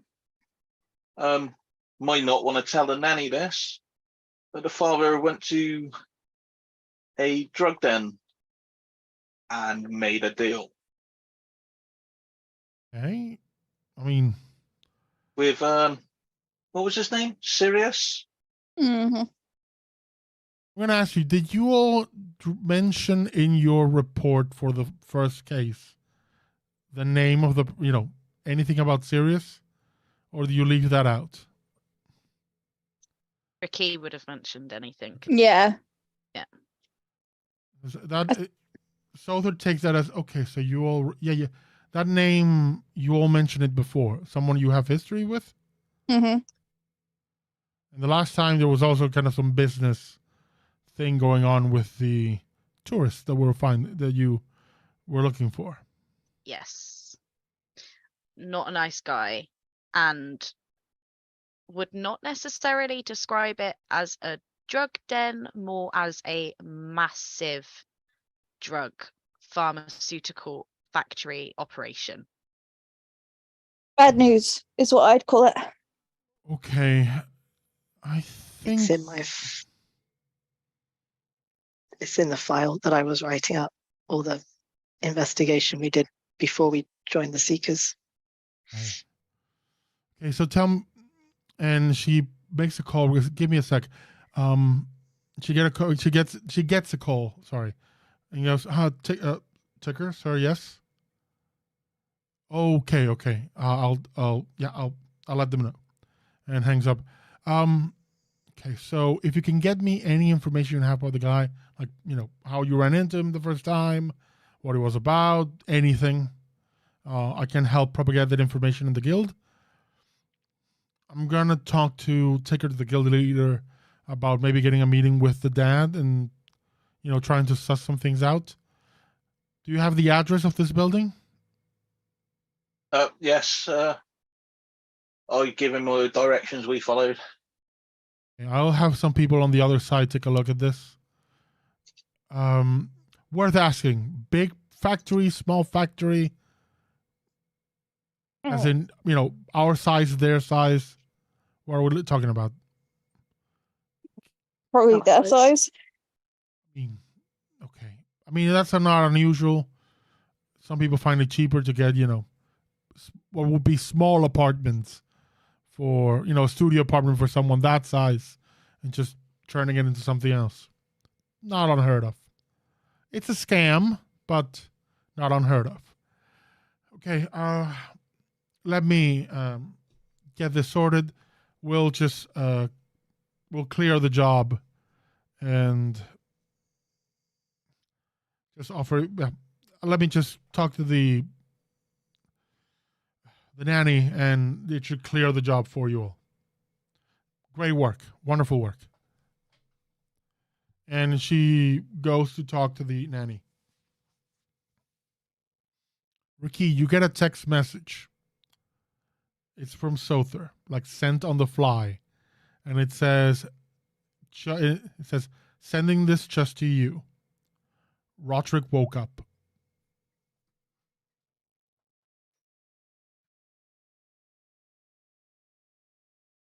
He's at the Cardiff Central University Hospital, aka the hospital where you worked at.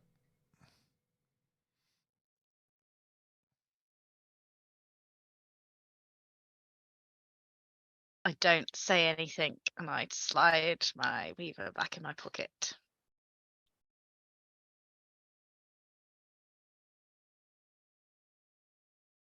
I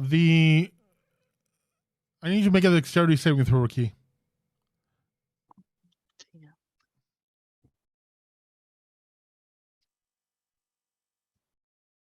Oh God. 6. You're standing there looking at this message, putting it away, and then a trapdoor right under your feet opens up and throws you onto the ground.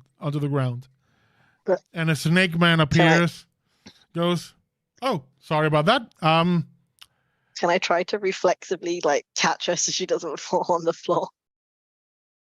I will ask 2 things. Well, dexterity saving throw from you to try to see if you can catch her, and what RaQui's reaction is going to be if you catch her.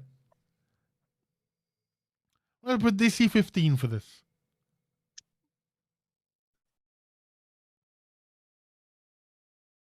Oh, I rolled a 16 on the dice, but I was just trying to find my actual save. -3. Dex. It's 18 total. Plus 2. You are caught before you can fall by Errol. You wouldn't have taken damage, but you are caught by Errol. And you are now in an uncomfortable hug. It's less a hug and more of a what? Yeah. That's her back up. I recoil away. I don't Or think you there's get any. a- I don't you think get- there's any roll needed for you to, notice that. Or you get a she recoils one way and Errol, like he's been burned, just like reflexively recoils the other way. Peacecraft. By the way, another bit of housekeeping. I keep getting this guy's name wrong. His name, I keep calling Peace. His name is Peacemill. That is the information you would have had from season 1. At this point, fuck it. His name is Peacecraft because I've written his name down and I still get it wrong. So at this point, fuck it. Changing the name. He comes down and says, "Right, someone I wanted to see," and hands you the Weaver, RaQui, the old Weaver. Says, "This is worthless, but I can use some parts from it if you give me your Weaver to tweak some things.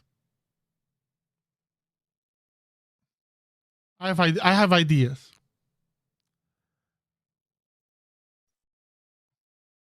Sure.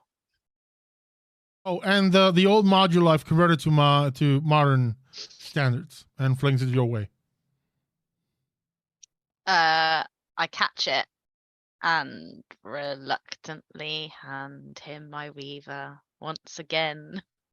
Oh, I should give you this back in about an hour, and then goes back down the trapdoor.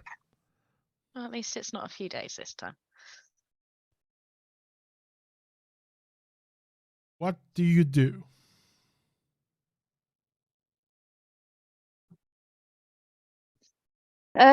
Do we head back? Now we've and work on this information about Sirius? Yeah, I'm just gonna go home, I think. Yeah. Let's just go home. We'll let the rest of the guild look into Sirius more. I don't think us alone are even a match for him. Nope. We could someone when Sutha comes back, just mention maybe she could contact the captain in Maru, police cap, and she'll be able to collaborate, I should think. Or, I mean, Timothy can liaise. I'm sure he'd be thrilled. You want to tell Sotha that?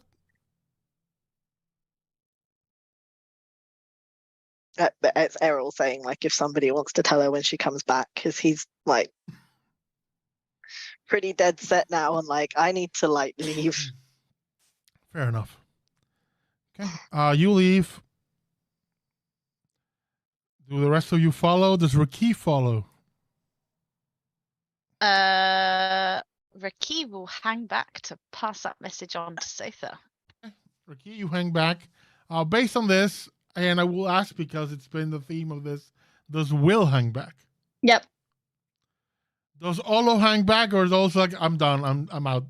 Olu's done it. He's done his good deed. He found the kid. Yeah. Job's a good one. I will tell you straight away around what will be like 7 p.m. After right now it's middle of the afternoon, but later that day the job clears, and you will get 1,300 crests deposited to your different accounts. 1,300 each. Cool. The job posting was for 2,500 period, but there's a message from Souther that says on quotes, the madam decided you had done a splendid job, and to pay for your time, she added a bonus. I love rich people. You nearly got double of the money, basically. Okay, but we return in time to that afternoon.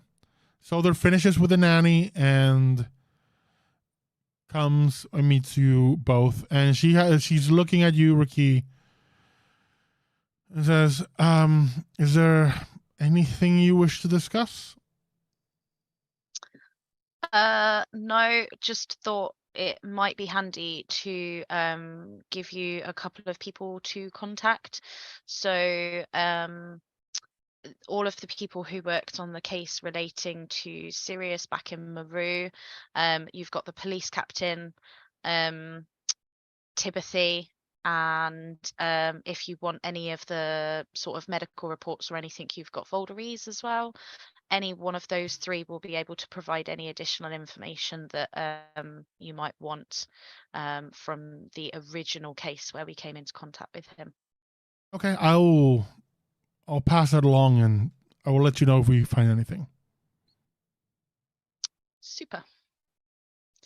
Thank you. Okay.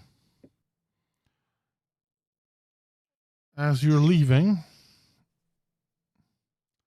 where do you go? And do you tell Will anything? So,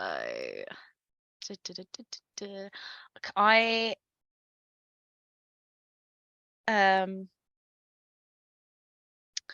going to try and see whether or not I can ditch Will. Will, if you want to head back, I'm going to hang around and wait for Peacecraft to give me my Weaver back. He said it was only going to be an hour. I can meet you back at the apartment block.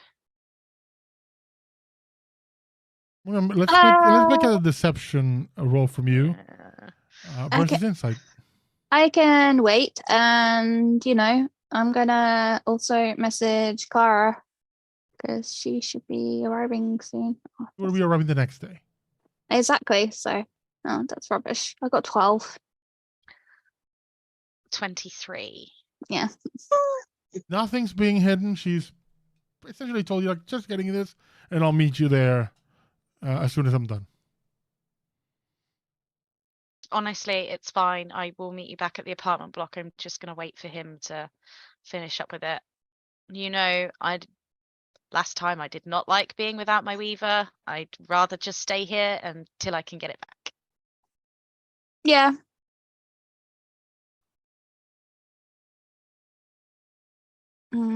Okay. I will have a pot ready when you get back. Okay. Okay, so Will departs, and again, about an hour later, Peacecraft. This time, a door opens to the bathroom, and he slithers out. He goes, "Oh, you're still here. Here you go," and hands you the old Weaver, and it seems that he's done something to it. Like there's something rattling inside, like he removed parts. It says, I have taken this. This has a very old battery in it, but technology can still be used. Because usually it was mostly like a one and done. You charge it and needed to hold. I've upgraded the bank feature in your Weaver. It now holds double the amount of mana. Ooh. Dun, dun, dun. That's cool. Yes, that's that's all. The module. Oh, I'll leave it to you to decide if you want to use it. I don't think you're gonna need it. Okay, thank you. Appreciate you taking the time to look at it for me. Okay. And he just touches the floor, and a hole appears, and he just slithers down, and it closes on its own.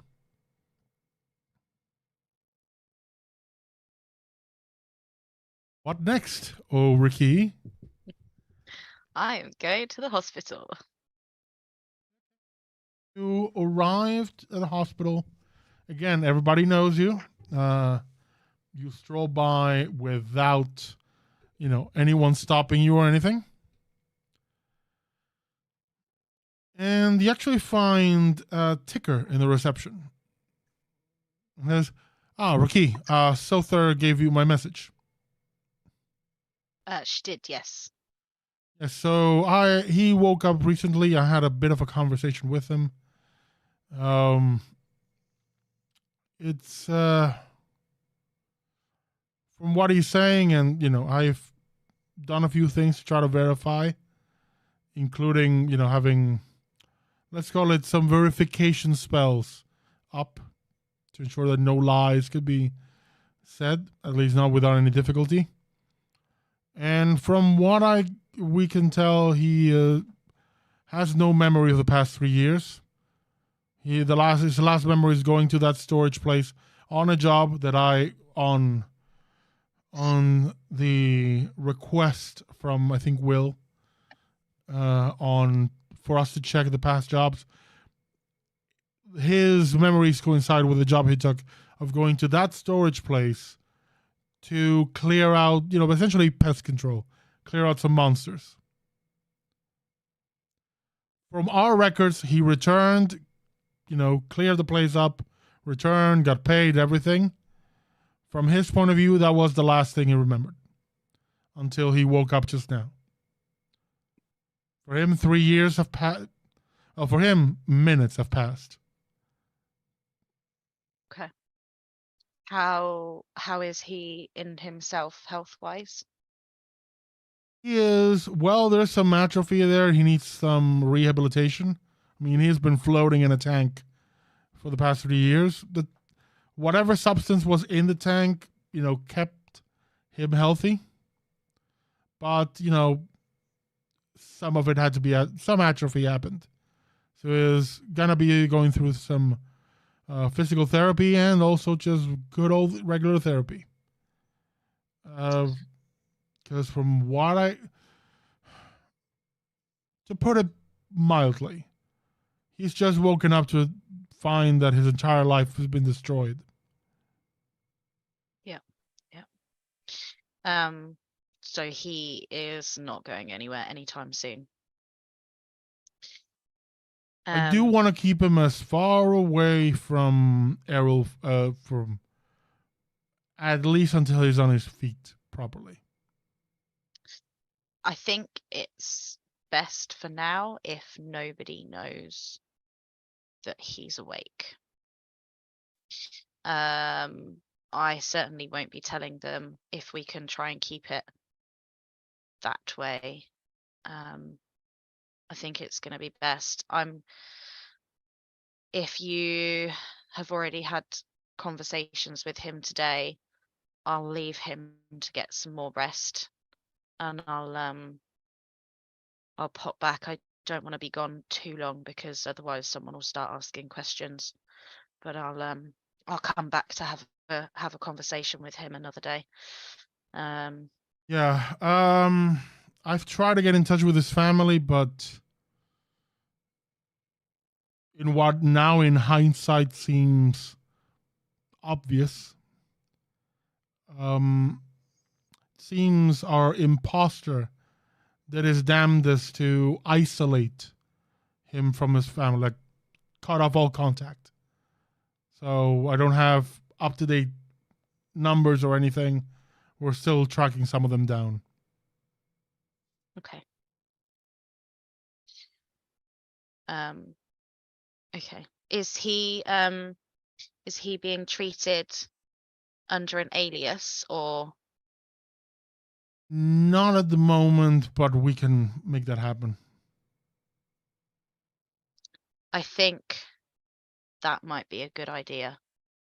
I don't know how certain individuals will react if they find out that he's awake.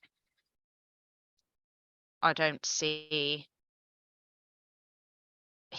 I by the sounds of it, he's been used, and I don't think it's fair for him to suffer the fallout that needs to happen off the back of the situation. I think if we can try and keep him safe. And first want to get him on his feet, and then we can figure out if we can, get any information from him in any way. Yeah, absolutely. But yeah, first instinct is to keep him. I want to keep all of us safe, but as you say, there's some fallout of this, but I think we just have a bunch of victims, and we are nowhere close to getting the perpetrator. Yeah, keep him secure, keep him safe, keep yourself safe, and I would say don't trust anybody. Don't get anybody involved that doesn't absolutely have to be involved. For now, it's just you, me, Sother, and the head of the hospital.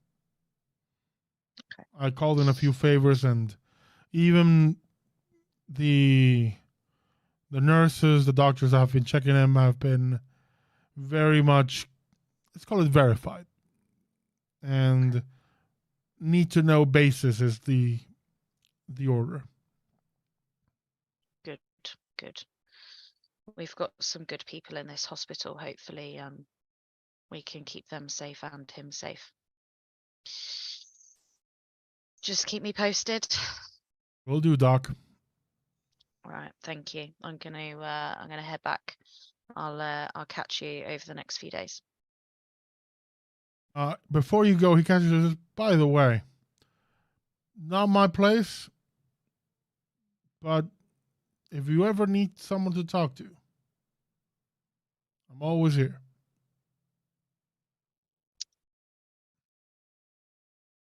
Appreciate it.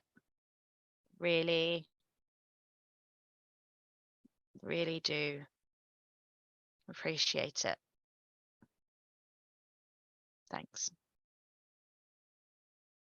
He goes back to whatever he was doing, and you retire and head home. Yep.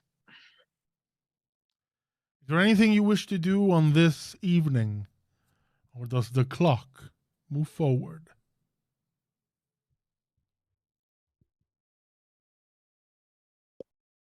Minor housekeeping type thing for Errol, really.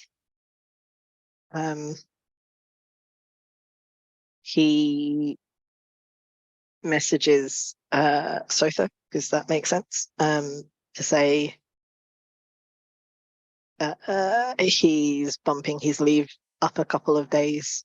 He's not going to be around from tomorrow, and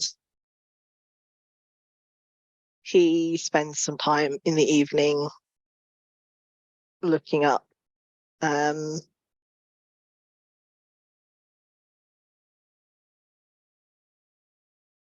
sort of like support groups. It's not like he's not been on this rodeo before. This is just a different beast. But he's like, he knows he's rattled. And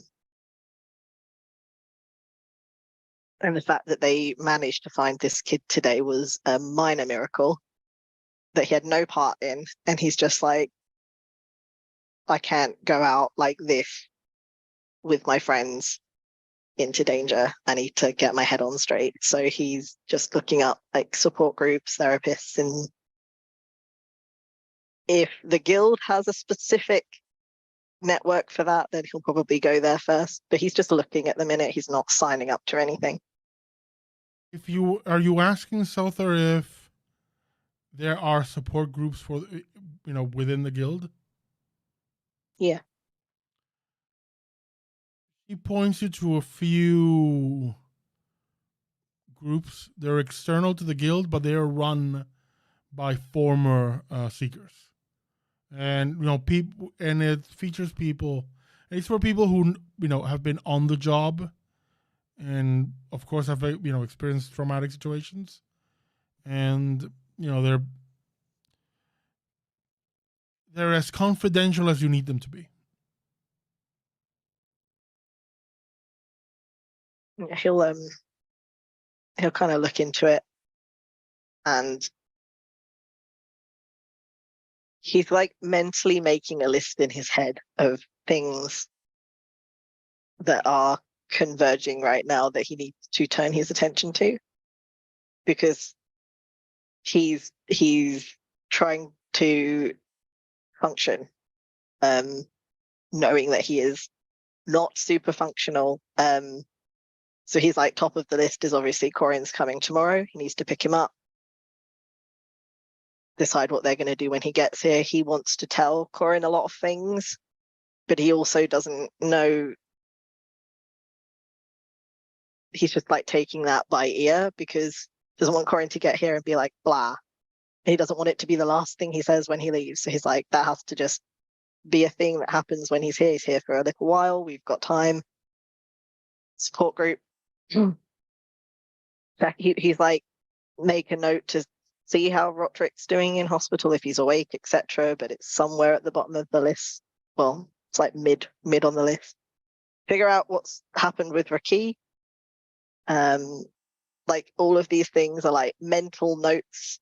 And then he's like, the big old glaring one is like, and I need to stop by the Asmodai offices and check out some case files because I have a list, as I was reminded.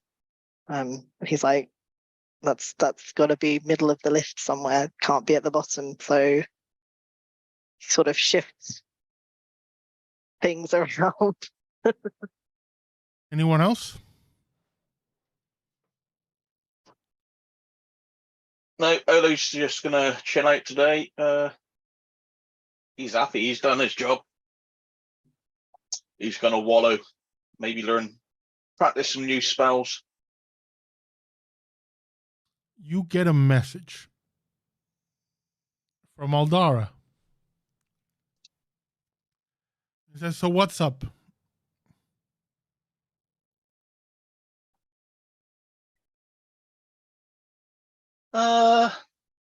Nothing really. Normally your messages are a bit more, I will say, warm, and you've been kind of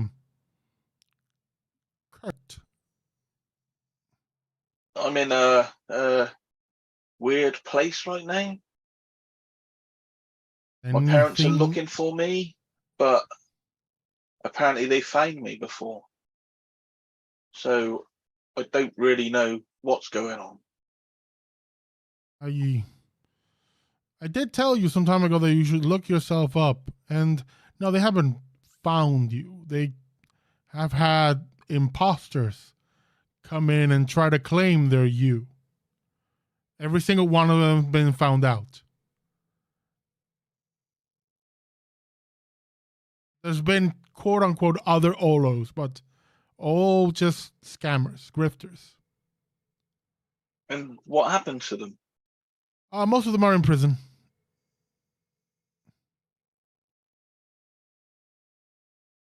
A few Okay. managed to, get away when the cops came after them, but yeah, your parents have had,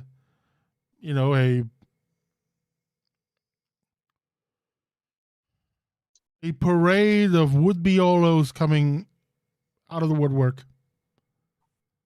I mean, your story is fucking at this point legendary, infamous in Cardiff. They have one of the biggest charities, I think, in the world. Obviously, some sleazy bastards like the ones, that we've had in the faculty would try to take advantage of them. I wouldn't be surprised if, tea leaves might have been behind some of them. Did you look into them like I asked? Not much I can find. He's very good at keep erasing his trail.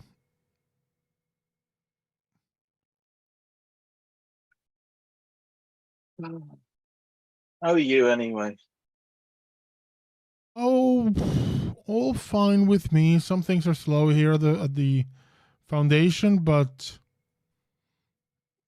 I mean, the work's fun at times, and they keep me safe from anything and anyone, so I can't complain.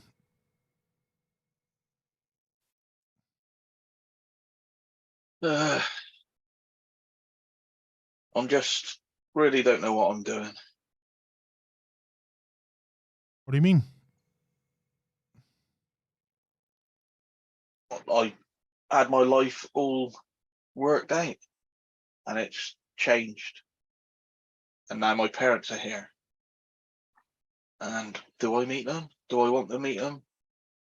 I don't know. I mean, you didn't have your life worked out. You were on a clear course to prison forever. At least I knew what was happening. Now I have to make these decisions myself.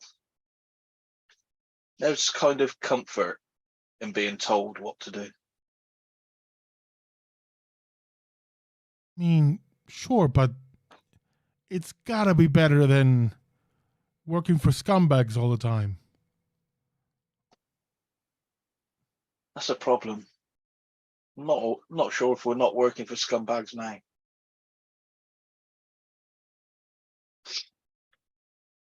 Seekers seem like a good bunch, but they managed to get Roderick in, the false Roderick.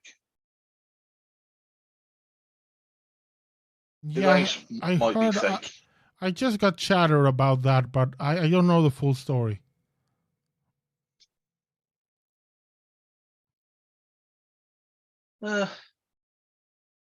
Roderick turned out to be from the Quiet, and we found the real Roderick.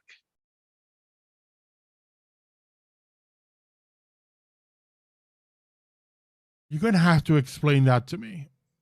And I think you start telling her the full story as far as you knew, and that takes you most of the afternoon. Sorry, most of the evening, because it gets complicated. Yeah. With that, does the night pass for everyone else? So, Will, I'm going to assume you're tidying up and and making a menu for when Clara arrives. Yes. Also, I will be paying a visit to RaQui to give her coffee because I did say when she gets back there would be a pot of coffee waiting for her. Well, there's a knock on your door, RaQui. Deja vu. Yeah, I'll answer it straight away this time because I know she will just carry on knocking otherwise. Hi, Will. Hi. Coffee. Thank you. I did say I would have one ready for you. You did. You did.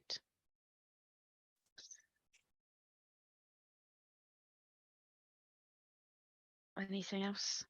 No, I just wanted to check to see how you were doing. I am not okay, but I know that I'm not okay. And now I can deal with that. I'm just gonna try and sort things out in my head and get some sleep. Look, if you want, I'm not going to say need, but if you want any help, I can try. Or I could just supply you with coffee. Coffee, good. I think I need to figure this out for myself first. And then if there's anything that you can help with, I will let you know. Yep. Just try You, and get some sleep. I'll try. that is an important question. Does RaQui go to sleep or does she burn the midnight oil? She is going to attempt to burn the midnight oil. How successful she is, I don't know. I will have you make a con save for me.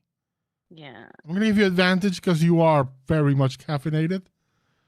But it's been a long and exhausting in many ways. The day has been very exhausting. So remember but difficulty of this at 16. I got 16. Are you staying up all night? She's gonna try. Okay. Then you do it and you do whatever you need to do, but the next day you are exhausted. You have one level of exhaustion. Yeah. What do you do overnight? I want to two things. So she wants to look over the notes that were stolen, in particular the annotations, to see whether or not she can figure out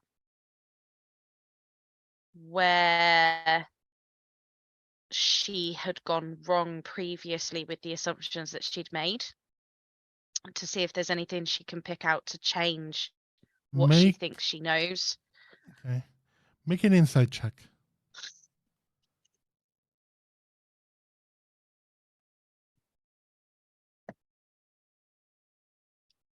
Dirty 20. Dirty 20. You go through annotations and Notrick, let's call him not Roderick, Notrick. That's what we've been calling him. Yeah. Yep. Notrick. Notrick. The notes, they're not, at no point does he give away anything. They're mostly mocking. They're like, oh, the literal ones are, oh, poor RaQui, such wild imagination.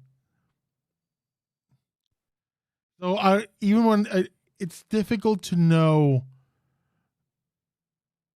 with it if you got something wrong and that it's the opposite, or you just don't have enough information. Yeah. The other thing that she wants to look through is Errol's dossier to see whether or not she can figure out who the hell it is that wants him dead. Errol's dossier has everything. Mm-hmm. Everything that happened to him as a kid, as a teen, the fact that he had no magic growing up, the relationship with his mom, everything. You know, the kind of person he would be interested in physically. Like you realize that, you know, Errol was attracted to a Triton.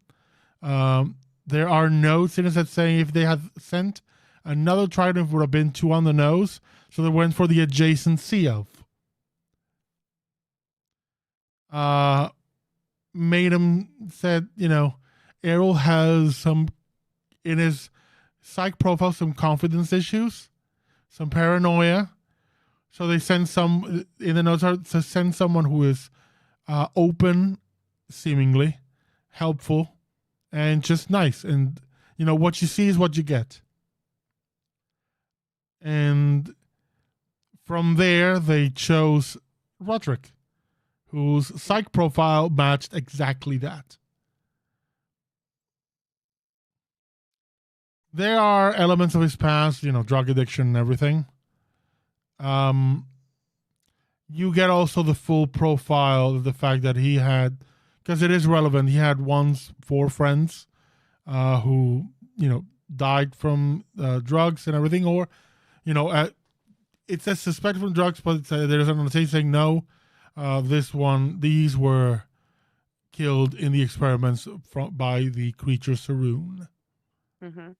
They even have that. As I said, these are extensive, but if there's anything you can say about the Quiet is that they're very good at keeping secrets. And much like the annotations, there is nothing that gives away who it might be.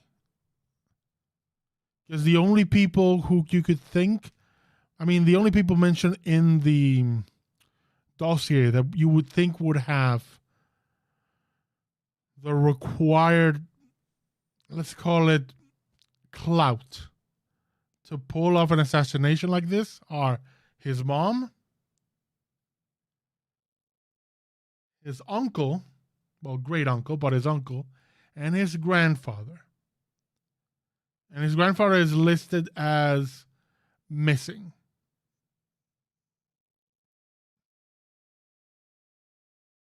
Okay. There's a kind of like a mini dossier on the related family. Giovanni's dossier is empty. It says no information could be acquired.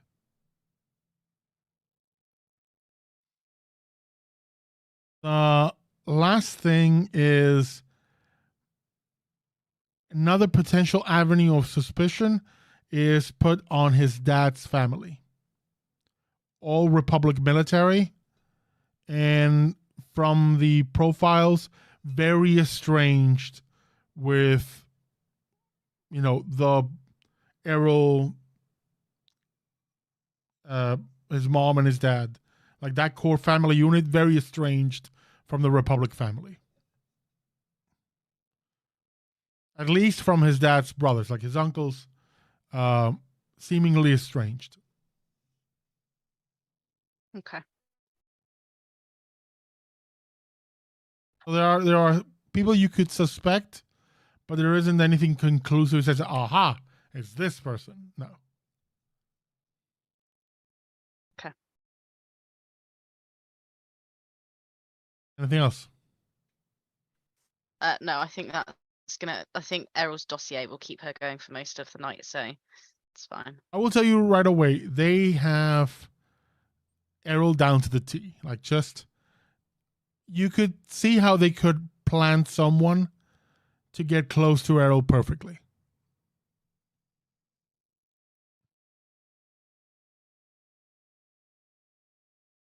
And Roderick was the lucky winner. For the record, this plot to seed Roderick into Errol's life is not new. This has about as many years as Roderick has been setting, as he was replaced going in. In fact, that will tell you with your role, you do find something.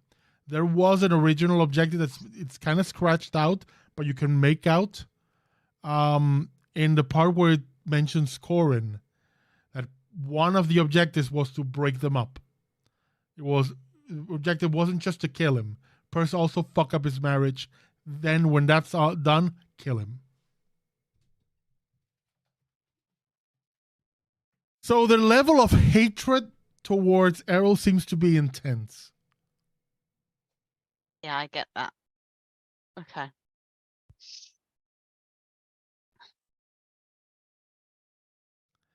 And With that, I will tell you two things. It's the next day.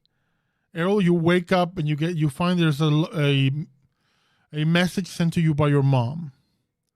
It says, I've sent some of your old things to you with Corin. We're cleaning out the house and found some old things. Send them over. And for Will, there is a message from Clara. You got it last night, actually. It says, give me your address. Just says nothing else. Give me your address. And I would have sent it. And the result is see you. Little fiery love heart. The next day, you go about your usual business. Except this time, Will, there's a knock on your door. Armor. No. I'm just gonna open it. You No armor required. open it, and you're very much almost tackled in a hug. Mhm. Clara throws almost like a duffel bag that she has for her things, kind of pretty much just gives you a hug, kind of pushes you in, throws the things aside, closes the door with her foot, and just gives you a big hug. That eventually turns into kisses that go up your face and And it fades to black. fade to black entirely. Yep. The only people who notice that anything may have happened is that none of you get coffee. That morning, there is no coffee from Will. Mm-hmm. At times. I'm up and I'm going to collect my husband, I guess. This is a dusk day, so essentially Saturday. So it is more or less, some people work, some people rest. But in terms of Corin, this will be his Saturday, so he probably worked the previous day and then left. You go yourself to the Cardiff airport and receive your husband. With just a very long hug. I'm going to ask one thing of you. With your husband here, after being apart for so long, and with everything that has happened in the past few days, can Errol hold it together? That's a hit or miss. I Okay, think. let's make that a will save then. DC 20. I think he's trying. I don't know that he could.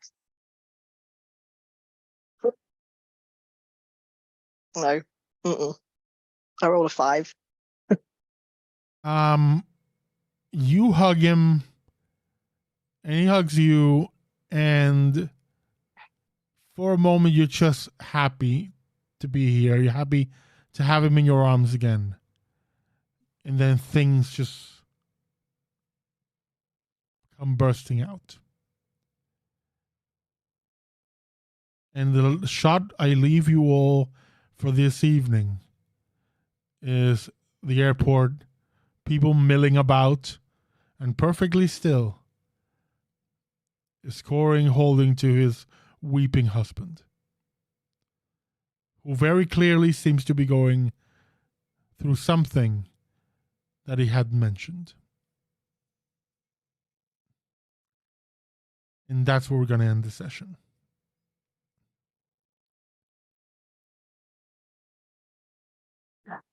And we'll see what happens next time. Thank you all for joining us. We will see again. Next week, we'll see where these conversations go. We'll have to fade to black several times for Clara and Will. Because it'll be a sentence and then fade to black. Knowing them. I'll just have like a thing that goes over my screen every single time, like every couple minutes. Yeah. And we I mean, I'm curious to see what happens next. What other books will RaQui read?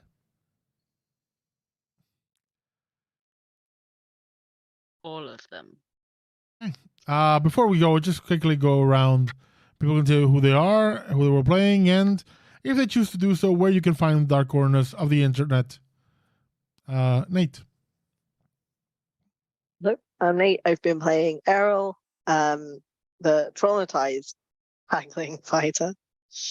You can find me on Twitter as Tiniest Sidekick, or here on this channel next Friday, I think, playing our Vampire the Masquerade game, and every Sunday, yeah, playing Errol.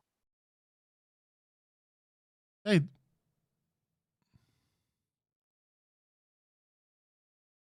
Same. I played Will. Also here on Friday playing Vampire the Masquerade as Ophelia. And every Sunday playing Aetherseed D&D. And yeah.